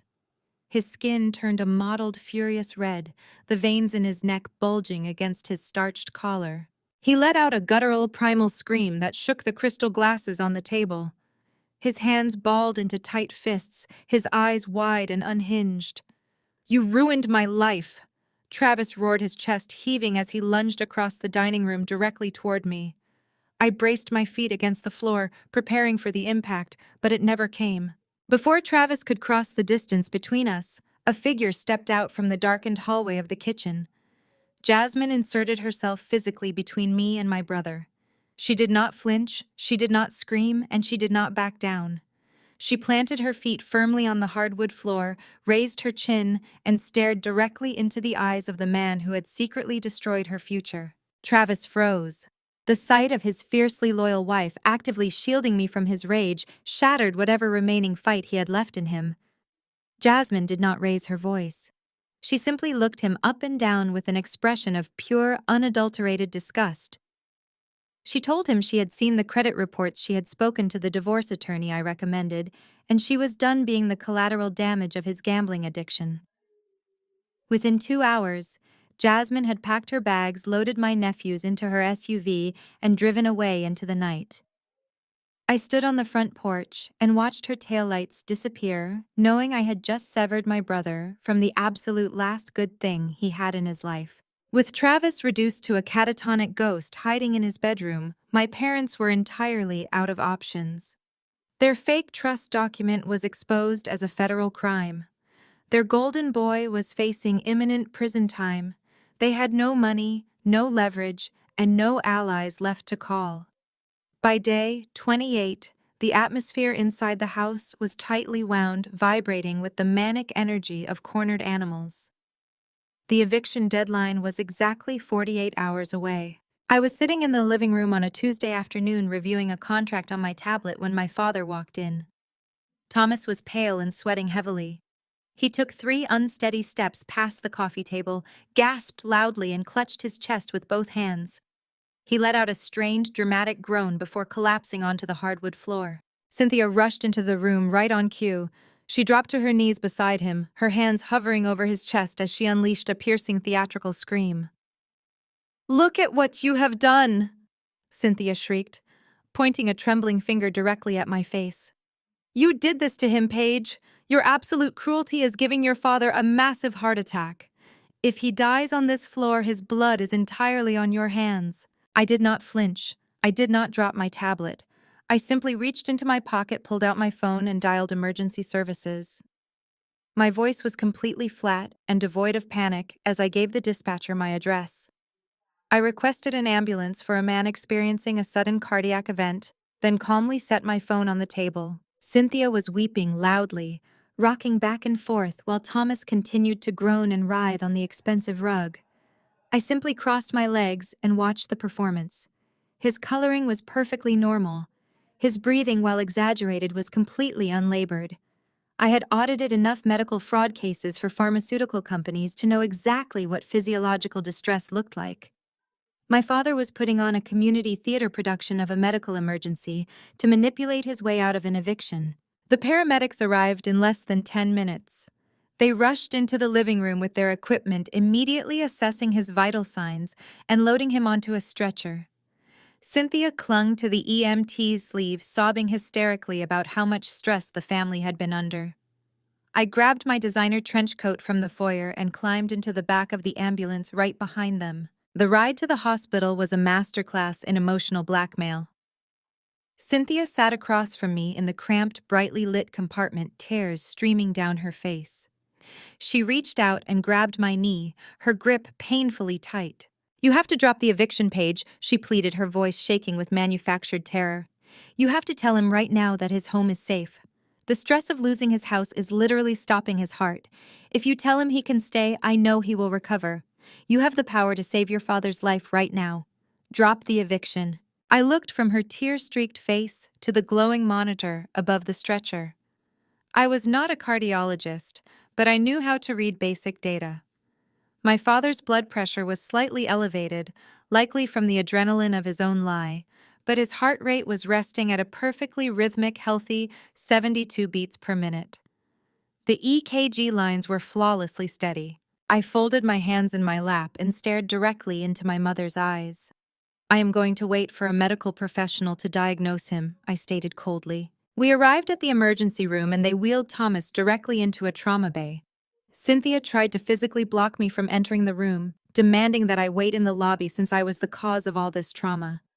I stepped effortlessly around her and approached the attending physician, a sharp-looking woman in navy scrubs, who was reviewing the preliminary intake charts. "Doctor," I said, keeping my voice perfectly level and authoritative, "given the sudden and severe nature of his chest pains, I would like to request that you run a high-sensitivity troponin test and a CKMB panel immediately to check for cardiac enzymes. We need to definitively confirm myocardial infarction before we proceed with any extreme stress management protocols at home." The doctor looked up from her clipboard, slightly surprised by my specific medical vocabulary. She glanced at the completely stable heart monitor, then back at me. "That is standard protocol for these symptoms," she confirmed. "We will draw the blood right now. The results take about an hour." I thanked her, walked over to the uncomfortable plastic chair in the corner of the trauma bay, and sat down. Cynthia paced the small room like a caged animal, shooting me venomous glares, while Thomas lay on the hospital bed, his eyes squeezed shut, occasionally letting out a weak, pathetic sigh. Exactly 65 minutes later, the attending physician walked back into the room. She held a tablet in her hand, her expression completely devoid of the urgency required for a critical patient. "Mr. Wilson?" the doctor said, her voice carrying a distinct edge of professional irritation. "Your EKG is pristine. Your blood pressure has stabilized completely." Most importantly, your cardiac enzyme panels came back entirely negative. There is zero damage to your heart muscle. You are not having a heart attack. You are not experiencing any cardiac event whatsoever. You are perfectly healthy. Cynthia opened her mouth to argue, stepping forward aggressively, but he collapsed. The stress is killing him. You need to admit him for observation. The doctor held up a hand, shutting my mother down instantly. Ma'am, this hospital is currently managing real emergencies. Your husband is experiencing nothing more than mild acid reflux or perhaps a panic attack. I am discharging him immediately. Thomas opened his eyes, the absolute reality of his failed scheme crashing down on him. He looked at Cynthia, utterly defeated, before looking over at me. I stood up from the plastic chair, smoothing the front of my coat. I reached into my leather tote bag and pulled out a single sheet of heavy bond paper. It was the original court-stamped 30-day eviction notice. I walked over to the attending physician and held out the document. "Doctor," I said, offering a polite, icy smile, "could you please ensure this is stapled directly to the top of my father's discharge paperwork? He has exactly 48 hours to vacate my property, assuming he survives his miraculous spontaneous recovery." The ride back to my estate was the most peaceful 30 minutes I had experienced in nearly a month. I left my parents at the hospital to deal with the fallout of their failed medical stunt and took a private car service home. Thomas had exactly 48 hours left before the local sheriff arrived to physically remove him from my property, and his little theater production had not bought him a single second of leniency. As my driver turned onto my private street, I noticed a sudden shift in the scenery. The driveway was not empty.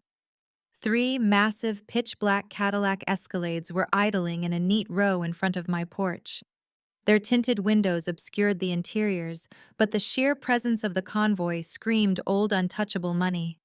I thanked my driver, stepped out onto the driveway, and walked toward the open front doors of my house. Inside the foyer was a hub of silent, hyper-efficient activity.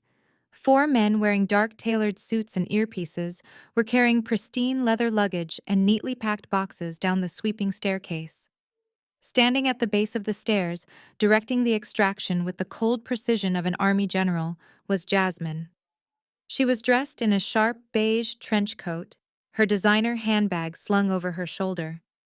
The frantic, exhausted woman who had broken down at my dining room table days ago was entirely gone. In her place stood the formidable daughter of a very wealthy, very powerful family. While Thomas was busy faking a cardiac event across town, Jasmine had quietly called in the cavalry. Before I could even greet her, the screech of tires echoed from the street. A battered yellow taxi abruptly pulled into the driveway, stopping mere inches from the lead Escalade. The back door flew open and Travis scrambled out.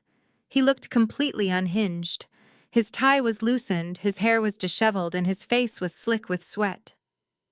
He had likely spent the entire afternoon racing around the city, desperately trying to secure a predatory loan from a shadow lender after the legitimate investors walked out on him. He froze when he saw the black SUVs. His eyes darted from the vehicles to the men carrying his wife's luggage. Panic, pure and visceral, seized his features. He sprinted up the porch steps and burst into the foyer. Jasmine Travis screamed, his voice cracking as he lunged forward. "What is going on? What are these men doing with your bags?" Jasmine did not flinch. She held up a single manicured hand, and the 2 men carrying boxes immediately stopped and positioned themselves between her and Travis. A silent physical barrier. Travis dropped to his knees right there on the hardwood floor. He immediately deployed his standard protocol. The tears began to flow, his voice trembling with manufactured agony. "Please, Jasmine, you cannot do this," he sobbed, reaching out toward her, but kept back by the security personnel. "You cannot leave me right now. My father is in the emergency room having a heart attack. Paige is trying to throw us out on the street. I am drowning, Jasmine. I am drowning and I need my wife. You promised for better or for worse. You cannot abandon your family when we are under attack." I leaned against the doorframe, watching the performance. It was almost impressive how easily the lies spilled from his mouth. "Your father did not have a heart attack," Travis. Jasmine stated, her voice as hard and smooth as polished marble. He had a panic attack because his 30-day eviction notice is almost up. You are not under attack. You are just finally facing the consequences of your own actions. Travis blinked, the fake tears momentarily stalling. Jasmine, sweetheart, I know the business has been struggling, but I am fixing it. I have investors lined up. We just need to hold on a little longer. Jasmine reached into her oversized leather tote bag and pulled out a thick, heavy manila envelope. She tossed it onto the floor. It landed with a heavy thud right at Travis's knees. Those are your copies of the divorce filings, Jasmine said, her tone absolute. I am not just leaving you, Travis. I am erasing you from my life. I know everything. Travis stared at the envelope as if it were a live explosive. I know about the identity theft. She continued, stepping forward slightly. I know you used my social security number to open 6 high-limit credit cards. I know about the fraudulent personal loan. I know you took the $100,000 you stole from your father and burned it on unregulated cryptocurrency gambling sites. You did not just steal from your family. You stole my identity to fund your addiction. Travis remained on his knees, his mouth opening and closing silently. The mask of the devoted, struggling husband completely dissolved. The weeping stopped instantly. The desperation vanished, replaced by a vicious, calculating glare. His true nature finally broke through to the surface. He stood up, wiping the fake tears from his cheeks. He looked at the divorce papers, then looked back at Jasmine with a cold, arrogant sneer. You think you can just pack your bags and walk away from me? Travis spat, his voice dropping to a menacing pitch. We live in a community property state, Jasmine. We have been married for 6 years. If you want to file for divorce, fine. But I am taking half. I will drag your pristine family name through the mud. I will demand spousal support. I will take half of your trust fund, half of your investment portfolios, and half of everything your daddy built. You owe me. Jasmine did not look scared. She looked bored. She simply turned her head toward the front door and gave a slight nod. The heavy back door of the lead Escalade swung open. A tall man with silver hair wearing a bespoke charcoal suit stepped out onto the driveway. He walked up the porch steps and entered the foyer with the quiet, terrifying authority of a man who charged $1,000 an hour to dismantle human lives. He stopped next to Jasmine and looked at Travis with absolute disdain. Travis. This is Mr. Sterling, Jasmine said smoothly. He is the senior partner at my father's legal firm. Mr. Sterling adjusted his cuffs and looked down at my brother. Mr. Vance, he said, his voice crisp and lethal. Community property laws are indeed designed to protect marital assets. However, they do not protect assets tied to federal crimes. Travis took a step back, the arrogance suddenly draining from his face. Because you utilized marital funds and explicitly used your wife's stolen identity across interstate lines to commit wire fraud and launder stolen capital. You have triggered a federal asset freeze, Mr. Sterling explained, pulling a single document from his jacket pocket. I have already liaised with the Securities and Exchange Commission and the FBI field office currently auditing your shell company. As of this morning, every single financial account bearing your name, including any potential claim to marital assets, has been officially seized, pending your criminal indictment. Travis stopped breathing. His eyes widened in absolute horror as the reality of the lawyer's words crushed him. You are entitled to absolutely nothing, Mr. Sterling concluded, handing the document to Travis. You are walking away from this marriage with the clothes on your back and a looming federal prison sentence. Good evening. Jasmine turned without another word. She walked out the front door, escorted by her security detail, and climbed into the back of the Escalade. The heavy doors slammed shut, the locks engaged, and the convoy of black SUVs glided smoothly down the driveway, disappearing into the night. Travis was left standing alone in the center of my foyer, clutching a useless stack of divorce papers, completely stripped of his wife, his wealth, and his delusions, with exactly 48 hours left to get out of my house. The final 48 hours bled away in a haze of pathetic silence. Travis did not pack. He barely moved. He remained barricaded in the guest wing, completely paralyzed by the realization that his wife, His children and his stolen wealth were permanently gone. My parents spent their remaining time frantically calling extended family members, former business associates, and even my childhood friends, begging for a loan or a place to crash. Every single call ended in rejection. The SEC audit and the forged trust documents were no longer family secrets. They were public knowledge. Day 30. The eviction. At precisely 8 a.m., the heavy rumble of a diesel engine broke the quiet suburban stillness of my street. I unlocked the front door and stepped onto the porch. A massive white moving truck reversed into my driveway, followed immediately by a black and white county sheriff's cruiser. The cruiser parked squarely on the street, its roof lights flashing a silent, authoritative warning across the manicured lawns. Two deputies stepped out of the vehicle. They were broad-shouldered, unsmiling men wearing tactical vests and carrying thick clipboards. I walked down the porch steps to meet them. "Good morning, gentlemen," I said, handing the lead deputy my court-stamped documentation. "Paige Vance, you are here for the execution of the eviction order." The deputy reviewed the paperwork, nodded once, and bypassed me, marching directly up the steps and into my house. I followed a few paces behind. The sound of heavy police boots echoing on the hardwood floor finally shattered the delusion in the guest wing. The lead deputy pounded a massive fist against the guest suite door. It rattled on its hinges.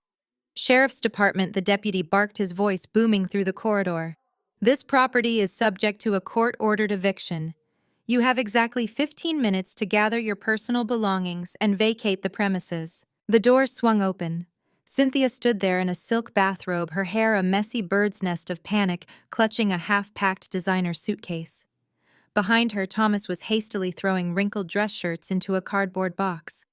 Travis sat on the edge of the unmade bed, staring blankly at the wall, completely unresponsive to the armed officers standing in the doorway. "You cannot do this!" Cynthia shrieked, her voice cracking as she pushed past the deputy and stormed into the main hallway. She locked eyes with me, her face contorted in absolute fury. "We are your blood. You cannot throw us onto the street like stray dogs. We have nowhere to go." "You had 30 days to figure that out." "Cynthia," I replied, my voice carrying the calm, steady cadence of a metronome. "Your time expired at 8 o'clock. Cynthia let out a guttural scream of frustration. She grabbed her suitcase, dragged it through the foyer, and burst out the front door. But she did not walk to the curb. She dropped the suitcase on the center of my front porch and sat down directly on top of it. "Help!" Cynthia screamed at the top of her lungs, waving her arms toward the street. The neighbors across the cul-de-sac were already stepping out onto their porches, holding coffee mugs, watching the spectacle unfold. "Look at what she is doing. My daughter is a monster. She is throwing her elderly, sick parents onto the street. She is a heartless, vindictive sociopath. I did not intervene. I let her scream." The lead deputy stepped out onto the porch, looking down at my mother with a mixture of boredom and supreme irritation. "Ma'am, you need to move your property to the public curb," the deputy instructed firmly. "If you remain on this porch, you are trespassing, and I will physically remove you and place you under arrest." Cynthia froze, the theatrical wailing dying in her throat. She looked at the deputy's hand resting casually on his utility belt. She stood up, grabbed her bag, and dragged it down the driveway, muttering vicious curses under her breath. Inside, the second deputy was dealing with Thomas. My father emerged from the guest wing, leaning heavily against the wall. He was clutching his chest, breathing in ragged, dramatic gasps. He stumbled toward the officer, looking incredibly frail. "Officer, please," Thomas wheezed, placing a trembling hand on the deputy's arm. "You have to give us a few more days." "My heart. I just had a severe cardiac episode. I was in the emergency room. The stress of moving right now will kill me. You cannot force a dying man out of his home." The deputy did not even blink. He flipped to the second page on his clipboard. "Sir, the property owner provided us with a copy of your hospital discharge papers from 48 hours ago," the deputy stated, his tone completely flat. "The attending physician noted your cardiac enzymes were perfectly normal and explicitly cleared you for all physical activity. Your heart is fine. Pick up your boxes and walk outside." Thomas dropped his hand from his chest. The sickly, dying old man routine vanished instantly, replaced by a dark, humiliated scowl. He turned around, picked up two heavy cardboard boxes without a hint of physical struggle, and marched out the front door. The deputy walked into the guest room, grabbed Travis by the shoulder of his wrinkled suit jacket, and physically hauled him to his feet. Travis did not resist. He moved like a hollow shell, shuffling out of my house, with a single duffel bag slung over his shoulder, the aftermath. I walked back into the kitchen. The morning sun was pouring through the windows, illuminating the pristine marble countertops. I reached into the cabinet, pulled out my favorite ceramic mug, the exact same one I had been holding on the very first day this nightmare began, and poured myself a cup of freshly brewed black coffee. The aroma filled the quiet room. I walked back out to the front porch. The air was crisp. The flashing lights of the cruiser reflected off the windows of the neighborhood houses. Down at the end of the driveway, standing on the public concrete curb, were Travis, Cynthia, and Thomas. They were huddled around a pathetic pile of suitcases and hastily packed boxes. They had no cars, no shelter, and no remaining wealth to shield them from the reality of their actions. The moving crew began marching into the guest wing, methodically hauling out the bedroom furniture to pack into the truck. I leaned against the sturdy wooden pillar of my porch, wrapped both hands around the warm ceramic mug, and took a slow, deeply satisfying sip of my coffee. I watched my family standing on the curb, completely exposed to the world, and I smiled. The psychological war was over. I had won. I watched the steam rise from my coffee mug, savoring the absolute tranquility that had finally settled over my property. Down at the end of the long driveway, the morning commute was just beginning. Cars drove past, slowing down significantly as drivers craned their necks to stare at the local spectacle. Thomas, Cynthia, and Travis stood huddled around a pathetic haphazard barricade of black trash bags, mismatched cardboard boxes, and a few designer suitcases that had been carelessly tossed onto the public curb. Cynthia was pacing frantically back and forth, her silk bathrobe flapping in the crisp morning breeze. She was clutching her cell phone with a white-knuckled grip, aggressively jabbing at the screen as she dialed number after number, likely leaving increasingly unhinged voicemails for whoever still remained in her contact list.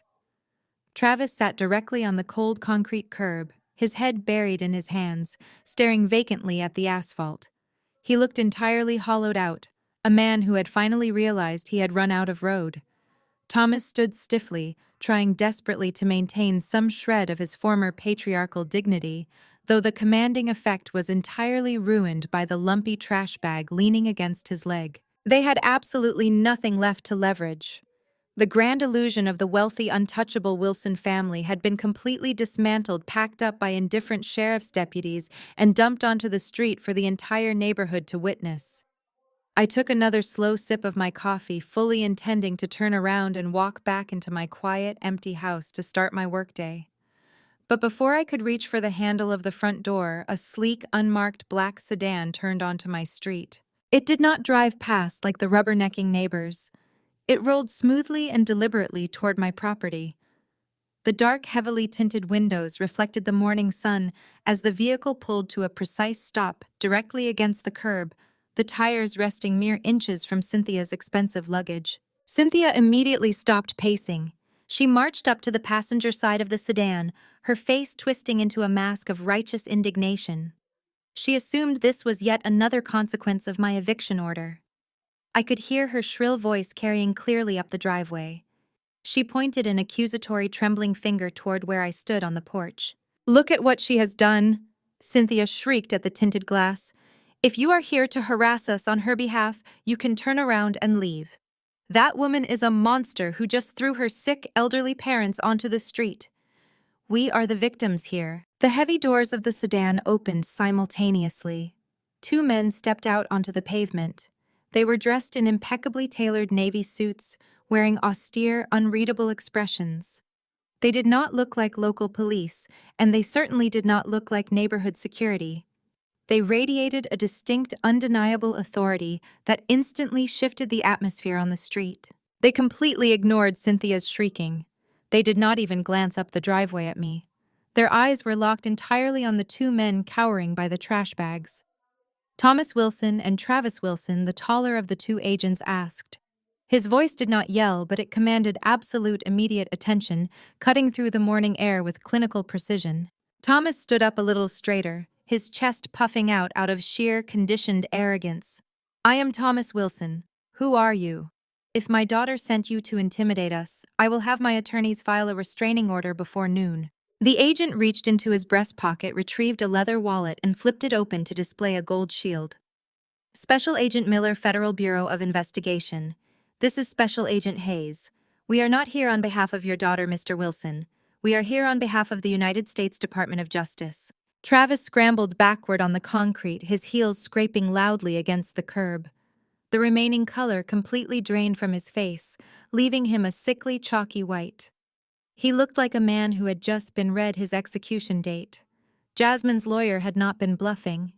The federal asset freeze was just the beginning. Cynthia's jaw dropped. Her cell phone slipped from her fingers and clattered onto the asphalt, the screen cracking upon impact. The FBI, she gasped, suddenly sounding very small and fragile. There must be a mistake. You have the wrong people. Agent Hayes stepped forward, completely unfazed by the theatrics. He held out two thick, heavy manila envelopes, extending one toward Thomas and one toward Travis. There is no mistake, Agent Hayes stated, his tone businesslike and entirely devoid of empathy. You are both being served with federal grand jury subpoenas. You are hereby ordered to appear and provide testimony regarding an ongoing federal investigation. The charges include multiple counts of wire fraud, identity theft, and conspiracy to commit securities fraud. Thomas stared at the envelope in the agent's hand as if it were a venomous snake. He refused to reach out and take it. His hands were shaking too badly to hold it anyway. Agent Miller simply dropped the envelope directly onto the pile of trash bags at Thomas's feet. He then tossed the second envelope squarely into Travis's lap. The Securities and Exchange Commission has completed its preliminary audit of your corporate accounts, Agent Miller explained, looking directly down at Travis. Furthermore, we have obtained sworn statements and financial records confirming the unauthorized use of stolen Social Security numbers across state lines to secure fraudulent capital and falsify trust documents. Your passports have been flagged. Do not attempt to leave the state. The absolute reality of the situation crashed down on them with the crushing weight of a falling building. The forged trust documents, the stolen identities, the shadow loans used to cover Travis's massive gambling debts, it had all been exposed. There was no manipulating their way out of this.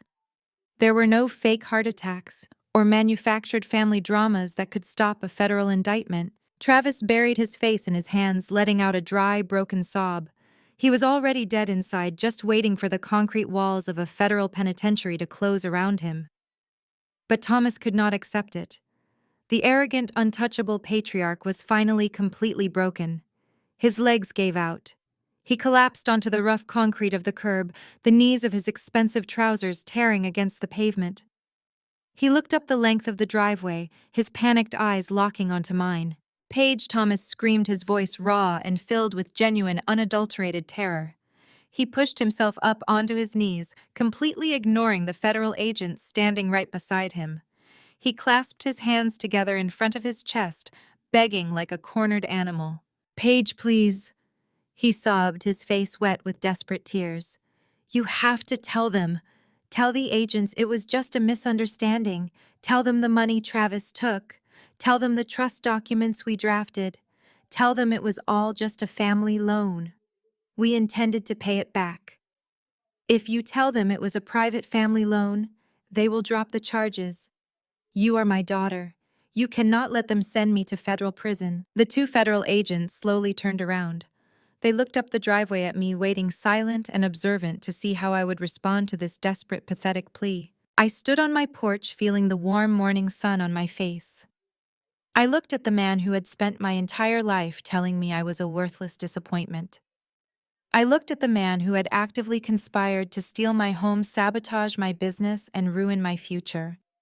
I looked at my brother who had committed federal crimes to fund his own greed, and my mother who was now weeping silently into her hands amid the garbage bags. I took a slow, deliberate sip of my coffee.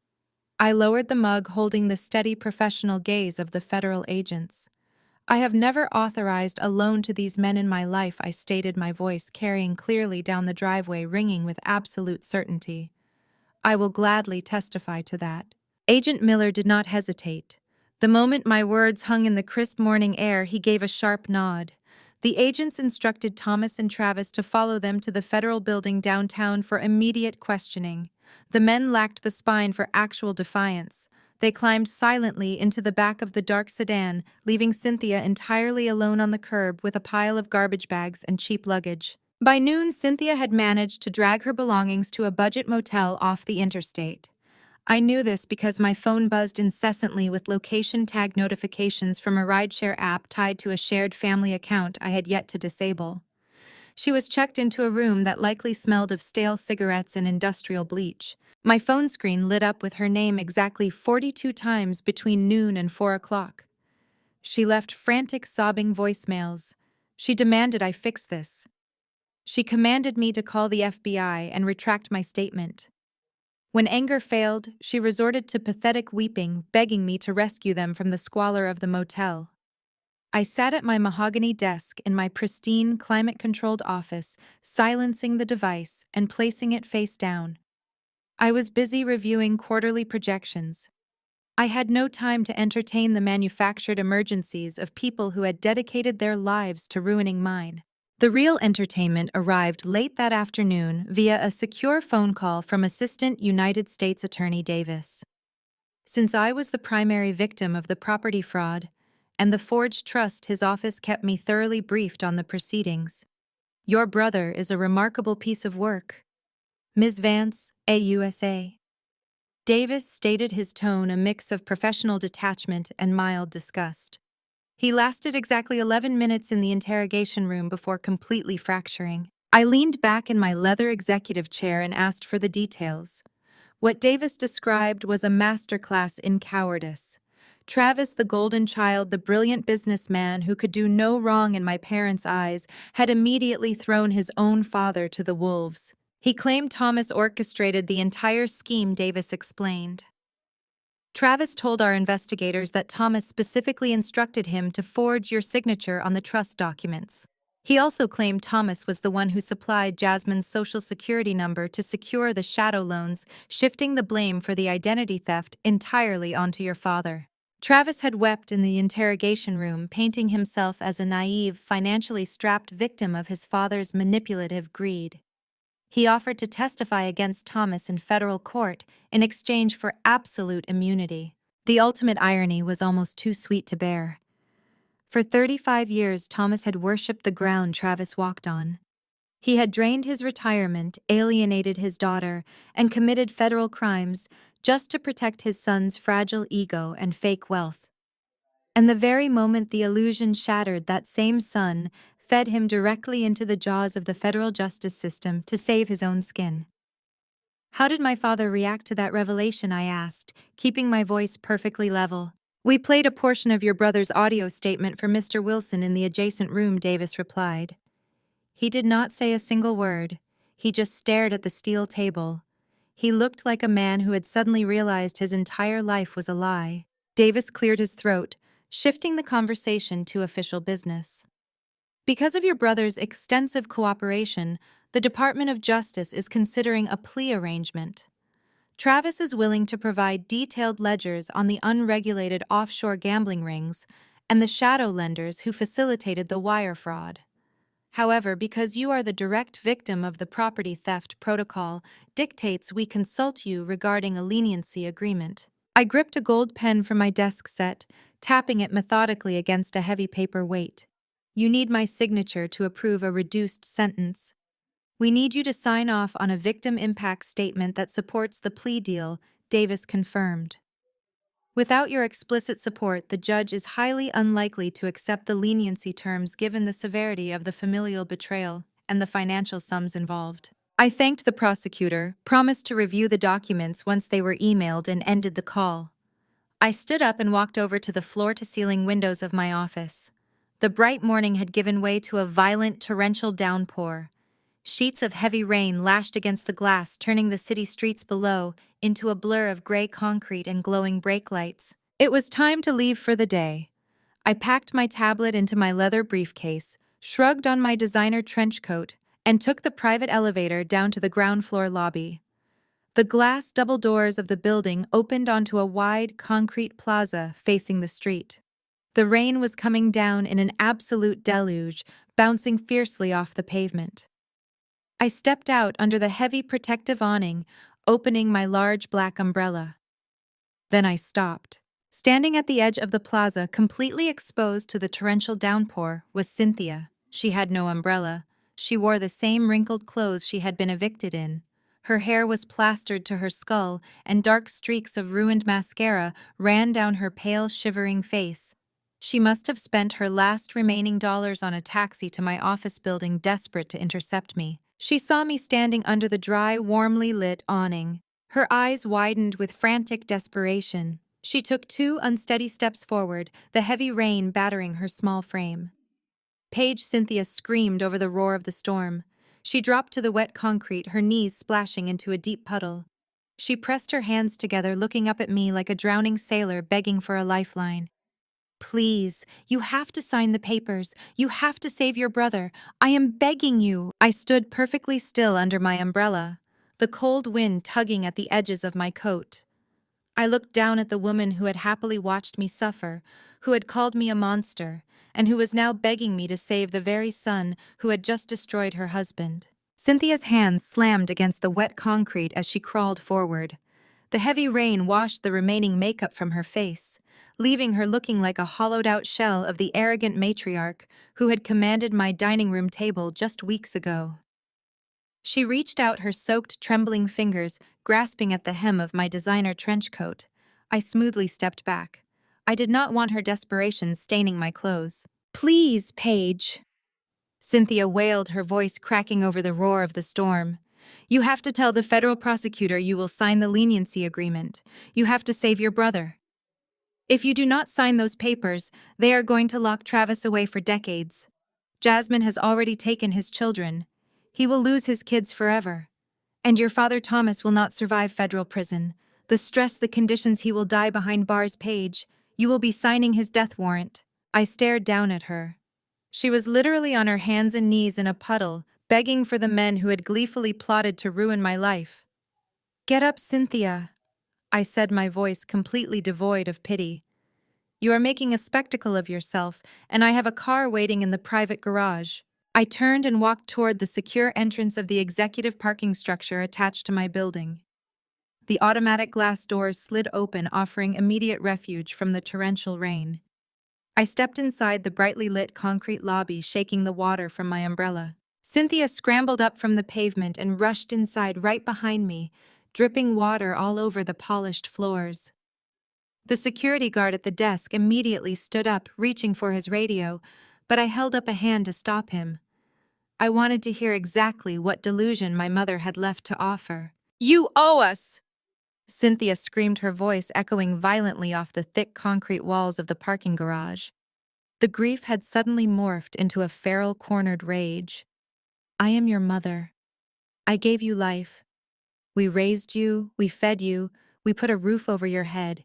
You owe your family loyalty. You cannot just stand there and let the government take your father and your brother away." I stopped walking. I turned around and faced her, letting the absolute coldness in my chest radiate outward. "Loyalty." I repeated the word, tasting like poison. "You want to talk about loyalty, Cynthia? Let us talk about the last 33 years. Cynthia opened her mouth to argue, but I cut her off, my voice echoing with lethal precision. "Do not speak. You are going to listen. For my entire life, I was nothing more than an afterthought to you, a secondary character in the grand production of Travis Wilson. You never wanted a daughter. You only ever loved the idea of a son. You worshipped the ground Travis walked on while treating me like an inconvenience. When I won academic awards, you forgot to attend the ceremonies because Travis had a minor league baseball game. When I started my first business, you and Thomas mocked me at the dinner table, calling it a cute little hobby while you handed Travis $100,000 of stolen money to fund a fake company." Cynthia shook her head, tears streaming down her face, but she could not look me in the eye. You stood by and cheered while Thomas tried to steal my property. I continued taking a slow step toward her. You sat in my living room drinking my wine and gleefully participated in a conspiracy to forge trust documents so you could hand my hard-earned wealth to your golden boy. You screamed at my neighbors that I was a monster. You lied to the entire family. You watched Travis steal Jasmine's identity to fuel a gambling addiction, and your only concern was how to protect him from the consequences. I did it to protect our family, Cynthia sobbed, wrapping her arms around herself as she shivered in her soaked clothes. A mother protects her children. A mother protects all her children, I corrected sharply. You only protected him, and your protection ruined him. You enabled his arrogance, you funded his delusions, you taught him that he could do whatever he wanted, take whatever he wanted, and that someone else would always pay the price. You built a criminal, Cynthia. And now the federal government is sending you the bill. Please. Paige. Cynthia whimpered, dropping her face into her hands. He is your brother. He needs a home. He needs his family. You have so much money. You have this beautiful life. You can spare this for him. Do you remember what you told me when I was struggling? When I asked if I could stay in the guest room for a few weeks while my business was failing? Cynthia froze. She remembered. You told me no, I stated, my voice dropping to a harsh, unforgiving whisper. You told me Travis needed the space because he had a wife and children. You told me to figure it out myself. You told me I could sleep anywhere, but Travis deserved the best because he was building a family. My private driver pulled my luxury sedan up to the interior glass doors of the garage lobby. He stepped out and opened the rear door for me, waiting silently. I looked down at the soaked, shivering woman who had spent a lifetime making me feel completely worthless. You told me I could sleep anywhere because Travis had a family, I said, looking her dead in the eyes. Well, federal prison has beds. He can sleep there. I turned my back on my mother, walked out the glass doors, and slid into the plush leather seat of my car. As the driver closed the door, shutting out the sounds of her hysterical sobbing, I pulled out my phone and dialed the Assistant United States Attorney. Mr. Davis, I said as the car glided out of the parking garage and back into the pouring rain. I have reviewed the proposed leniency agreement for Travis Wilson. I will not be signing it. You can inform the judge that I expect my brother and my father to face the absolute maximum penalty under federal law. The heavy oak doors of the federal district court swung shut, sealing off the frantic murmur of the press gathered in the hallway. The courtroom was vast, sterile, and suffocatingly quiet.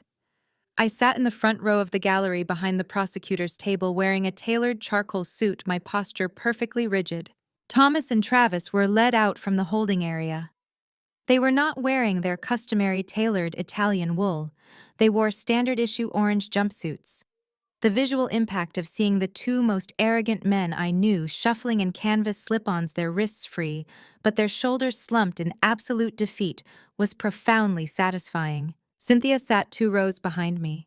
She was trembling, clutching a crumpled tissue, flanked by a court-appointed advocate, because every single one of her high society friends had stopped answering her calls. The arraignment and detention hearing commenced with the reading of the charges: wire fraud, identity theft, conspiracy to commit securities fraud. Because the Department of Justice had successfully frozen every domestic asset tied to the Wilson family name, Thomas and Travis could no longer afford the aggressive corporate defense attorneys they had kept on retainer for decades. They were represented by a severely overworked federal public defender. The public defender stood up. He attempted to weave a narrative of sympathy, trying to paint a picture of a loving, tight-knit family that had simply gotten entangled in a complex financial misunderstanding. Your Honor, what the prosecution is characterizing as a malicious criminal conspiracy is at its core a tragic miscommunication between a father, a son, and a daughter. The public defender argued, gesturing vaguely toward Thomas and Travis. These men believed they were operating within the legal bounds of a family trust. There was no intent to defraud. This is a family dispute that belongs in civil mediation, not federal court. They have deep ties to this community. They are not a flight risk. We request they be released on their own recognizance pending trial. The judge, A stern woman with a reputation for zero tolerance regarding white-collar crime did not look convinced. She turned her attention to Assistant United States Attorney Davis. The prosecution calls Paige Vance to address the court regarding the defendant's flight risk and the nature of the fraud, AUSA, Davis announced. I stood up, smoothed the front of my jacket, and walked to the witness stand. I placed my hand on the Bible, swore to tell the truth, and took my seat. The microphone hummed faintly. I looked directly at Thomas. He could not meet my gaze. He stared down at his handcuffed hands resting on the defense table. Travis was practically hyperventilating, his eyes darting frantically around the room. Ms. Vance, the defense, claims this was a simple family misunderstanding regarding a shared trust, Davis prompted. Could you please clarify the ownership of the properties and assets in question? There was no shared family trust. I stated, my voice ringing clear and authoritative through the cavernous room. The assets in question, including the residential property and the commercial portfolios, were solely in my name. They were purchased with my independent capital. The defendants utilized stolen Social Security numbers, specifically the identity of my sister-in-law, Jasmine Wilson, to establish fraudulent shell companies. They then forged my signature on over 400 pages of legal documentation to transfer my assets into an unregulated offshore holding company. The public defender jumped up. Objection. The witness is offering legal conclusions. Overruled. The judge snapped, her eyes locked on me. Continue, Ms. Vance. I did not exhibit a single ounce of sorrow, anger, or familial betrayal. I dismantled their entire defense with the cold, surgical precision of a corporate audit. The financial trail is absolute. I continued detailing the timeline. On October 12th, Travis Wilson initiated a wire transfer of $4.2 million from the fraudulent trust account directly to a shadow lender operating out of Macau. This was not a misunderstanding. This was a calculated, multi-tiered operation to liquidate my estate to cover his illicit gambling debts. When they were discovered, Thomas Wilson attempted to physically intimidate me into silence while orchestrating a hostile takeover of my company. I turned my head, slightly locking eyes with the judge. Your Honor, the defendants have demonstrated a complete disregard for the law and an expertise in hiding assets. They currently possess active, untraceable accounts in 3 non-extradition jurisdictions. If they are granted bail, they have both the means and the established operational history to flee the country immediately. The silence in the courtroom was absolute. The public defender slowly sank back into his chair, visibly realizing the impossibility of defending his clients against the sheer volume of factual evidence. The judge adjusted her glasses and looked down at Thomas and Travis with an expression of profound disgust. The audacity of this defense is staggering. The judge declared, her voice sharp and uncompromising. To exploit your own family members, steal their identities, and attempt to strip them of their livelihoods is reprehensible.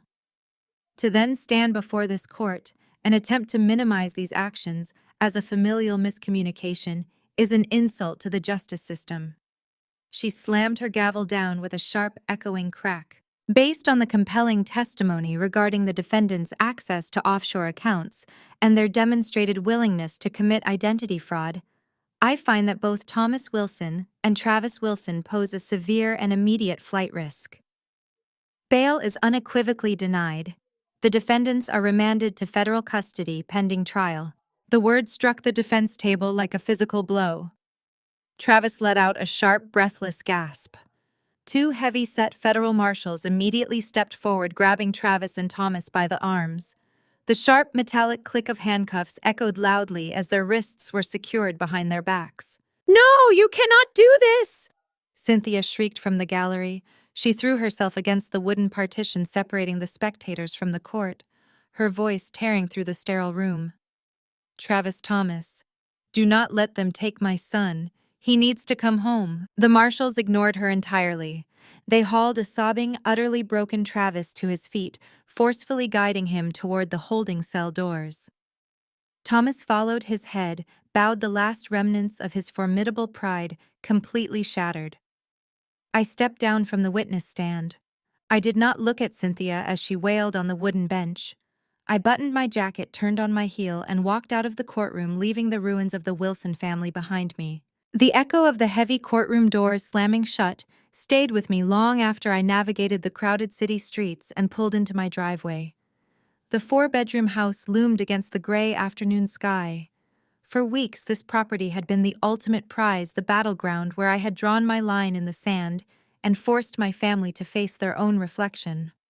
I unlocked the front door and stepped into the expansive foyer. The silence inside was absolute, yet the space felt overwhelmingly loud with the ghosts of their entitlement. I walked through the formal dining room, running my hand along the edge of the mahogany table where Thomas had so frequently declared his superiority.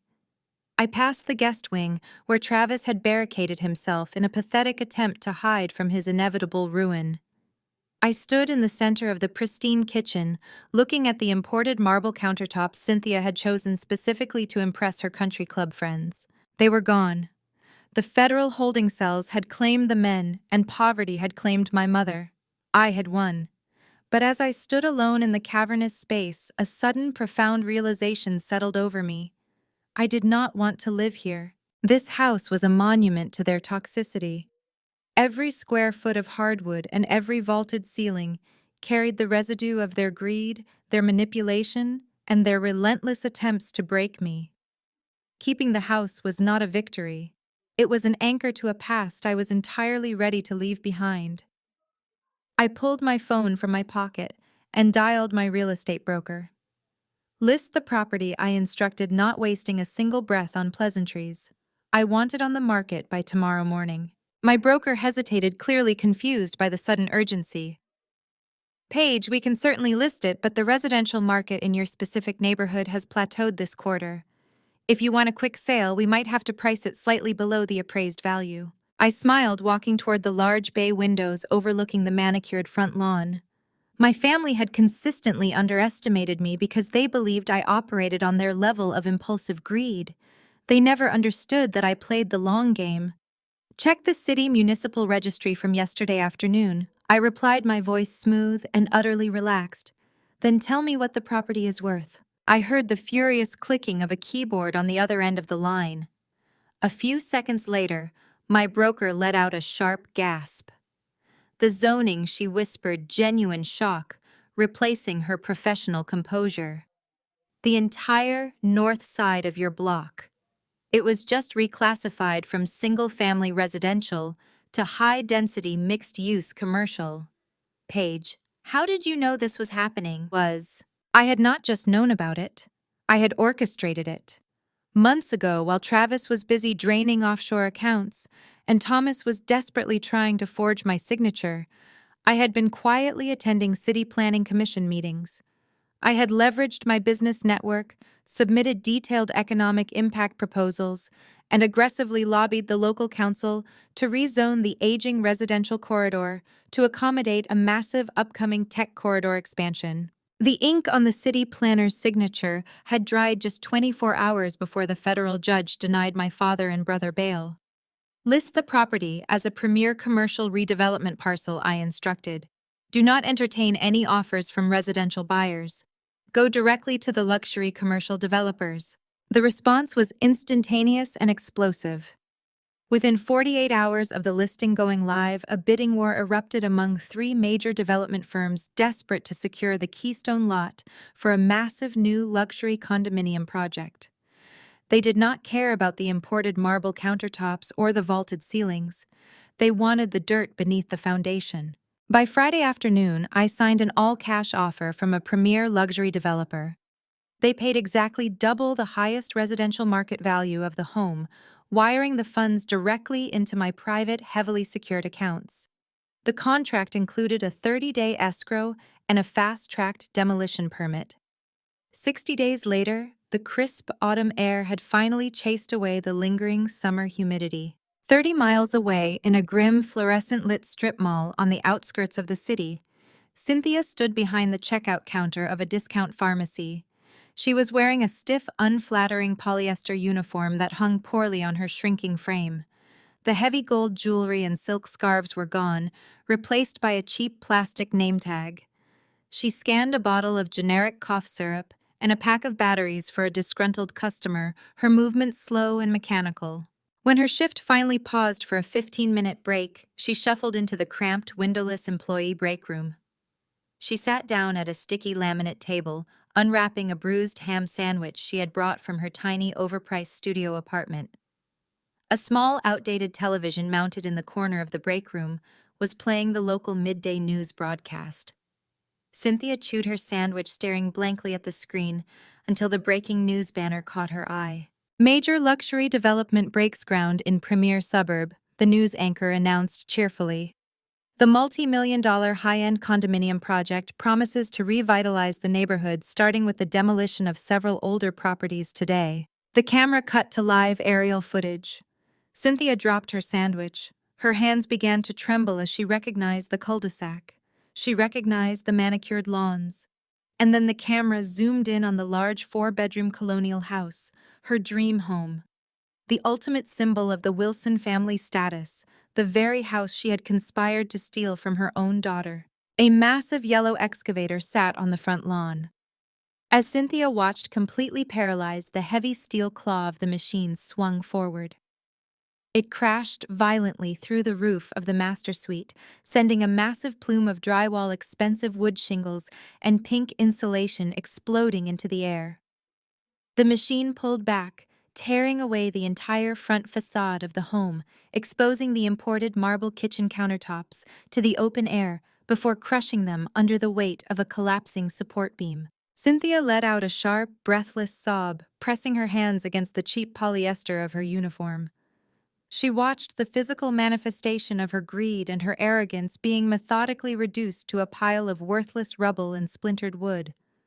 No one in the break room noticed her crying. No one cared. Miles away, I sat in the departure lounge of the international terminal, sipping a glass of perfectly chilled, sparkling water. My phone buzzed with a final notification from the bank. The multi-million-dollar wire transfer from the developer had fully cleared. The funds were secure, yielding interest, and entirely mine. I glanced out the massive floor-to-ceiling windows at the jets lining the tarmac, ready to board a flight to a destination my family would never know, living a life they could no longer touch. The slate was completely wiped clean. I closed my phone, picked up my leather bag, and walked toward the gate without a single look back. 1 year later, the rhythmic hum of the city, 30 floors below my ultra-modern penthouse, provided a steady, comforting soundtrack to my new life. There was no more suffocating suburban silence. There were no more sprawling estates tainted by the heavy, toxic weight of the Wilson family legacy. My new home was a fortress of glass steel and imported Italian leather, hovering above the very skyline my father once thought he commanded. I sat behind my custom marble desk, reviewing the final audit report for my newest client. After meticulously dismantling my father and brother's fraudulent empire, I realized I possessed a highly specific, exceedingly lethal talent for unearthing buried financial secrets. I leveraged that realization into founding Vance Financial Forensics. Within 12 months, my independent investigation firm had become the most sought-after asset recovery agency on the East Coast. Corporations and high-net-worth individuals hired me to track down embezzlers, uncover hidden offshore accounts, and expose corporate espionage. I did for a living exactly what I had done to my family for survival. I hunted liars, and I was incredibly good at it. My phone buzzed on the desk, vibrating against the smooth stone. It was a photo message from Jasmine. The image showed her 2 children smiling brightly on a sunny, white sand beach in Florida. Jasmine had secured full legal and physical custody during the immediate fallout of Travis's arrest. With the offshore accounts I had anonymously directed her divorce attorney toward, she had completely rebuilt her life. She started her own consulting business, moved thousands of miles away from the blast radius of the Wilson family, and finally found the peace she deserved. Her accompanying text read simply, "Thinking of you today. The kids just started their new school. Thank you for giving us our lives back." I smiled, tapping a quick heart reaction on the screen. Jasmine was safe. The children were safe. They were thriving in the light, far away from the darkness Travis had tried to drag them into. The men who had tried to ruin us were not experiencing the same luxury. Travis was currently residing in a medium-security federal penitentiary in Pennsylvania, serving a mandatory 5-year sentence for wire fraud, identity theft, and conspiracy. Without his tailored Italian suits, his leased luxury cars, and our parents' endless influx of stolen cash to fund his delusions, Travis was absolutely nothing. He was just another inmate assigned a number learning how to navigate a brutal world he could no longer buy his way out of. Thomas had received a slightly lighter sentence of 2 years, taking a plea deal that required him to admit his absolute guilt on federal record. But for a man whose entire existence was predicated on his unyielding pride and his manufactured social superiority, federal prison was a uniquely tailored hell. He had lost his company. He had lost his reputation. He had lost his freedom. He would spend the rest of his life known only as a convicted felon, stripped of the power he had used to terrorize me for 3 decades. And then there was Cynthia, the high society matriarch who had cheerfully poured my wine while actively conspiring to steal my home and my wealth. When the federal indictments dropped, her prestigious country club friends vanished overnight. Her social circle treated the Wilson name like a highly infectious disease. With Thomas's assets fully seized by the government and Travis locked away, she was left with absolutely nothing. I had heard through the legal grapevine that she was working as a cashier at a discount retail pharmacy, living in a cramped, poorly ventilated studio apartment on the wrong side of the city.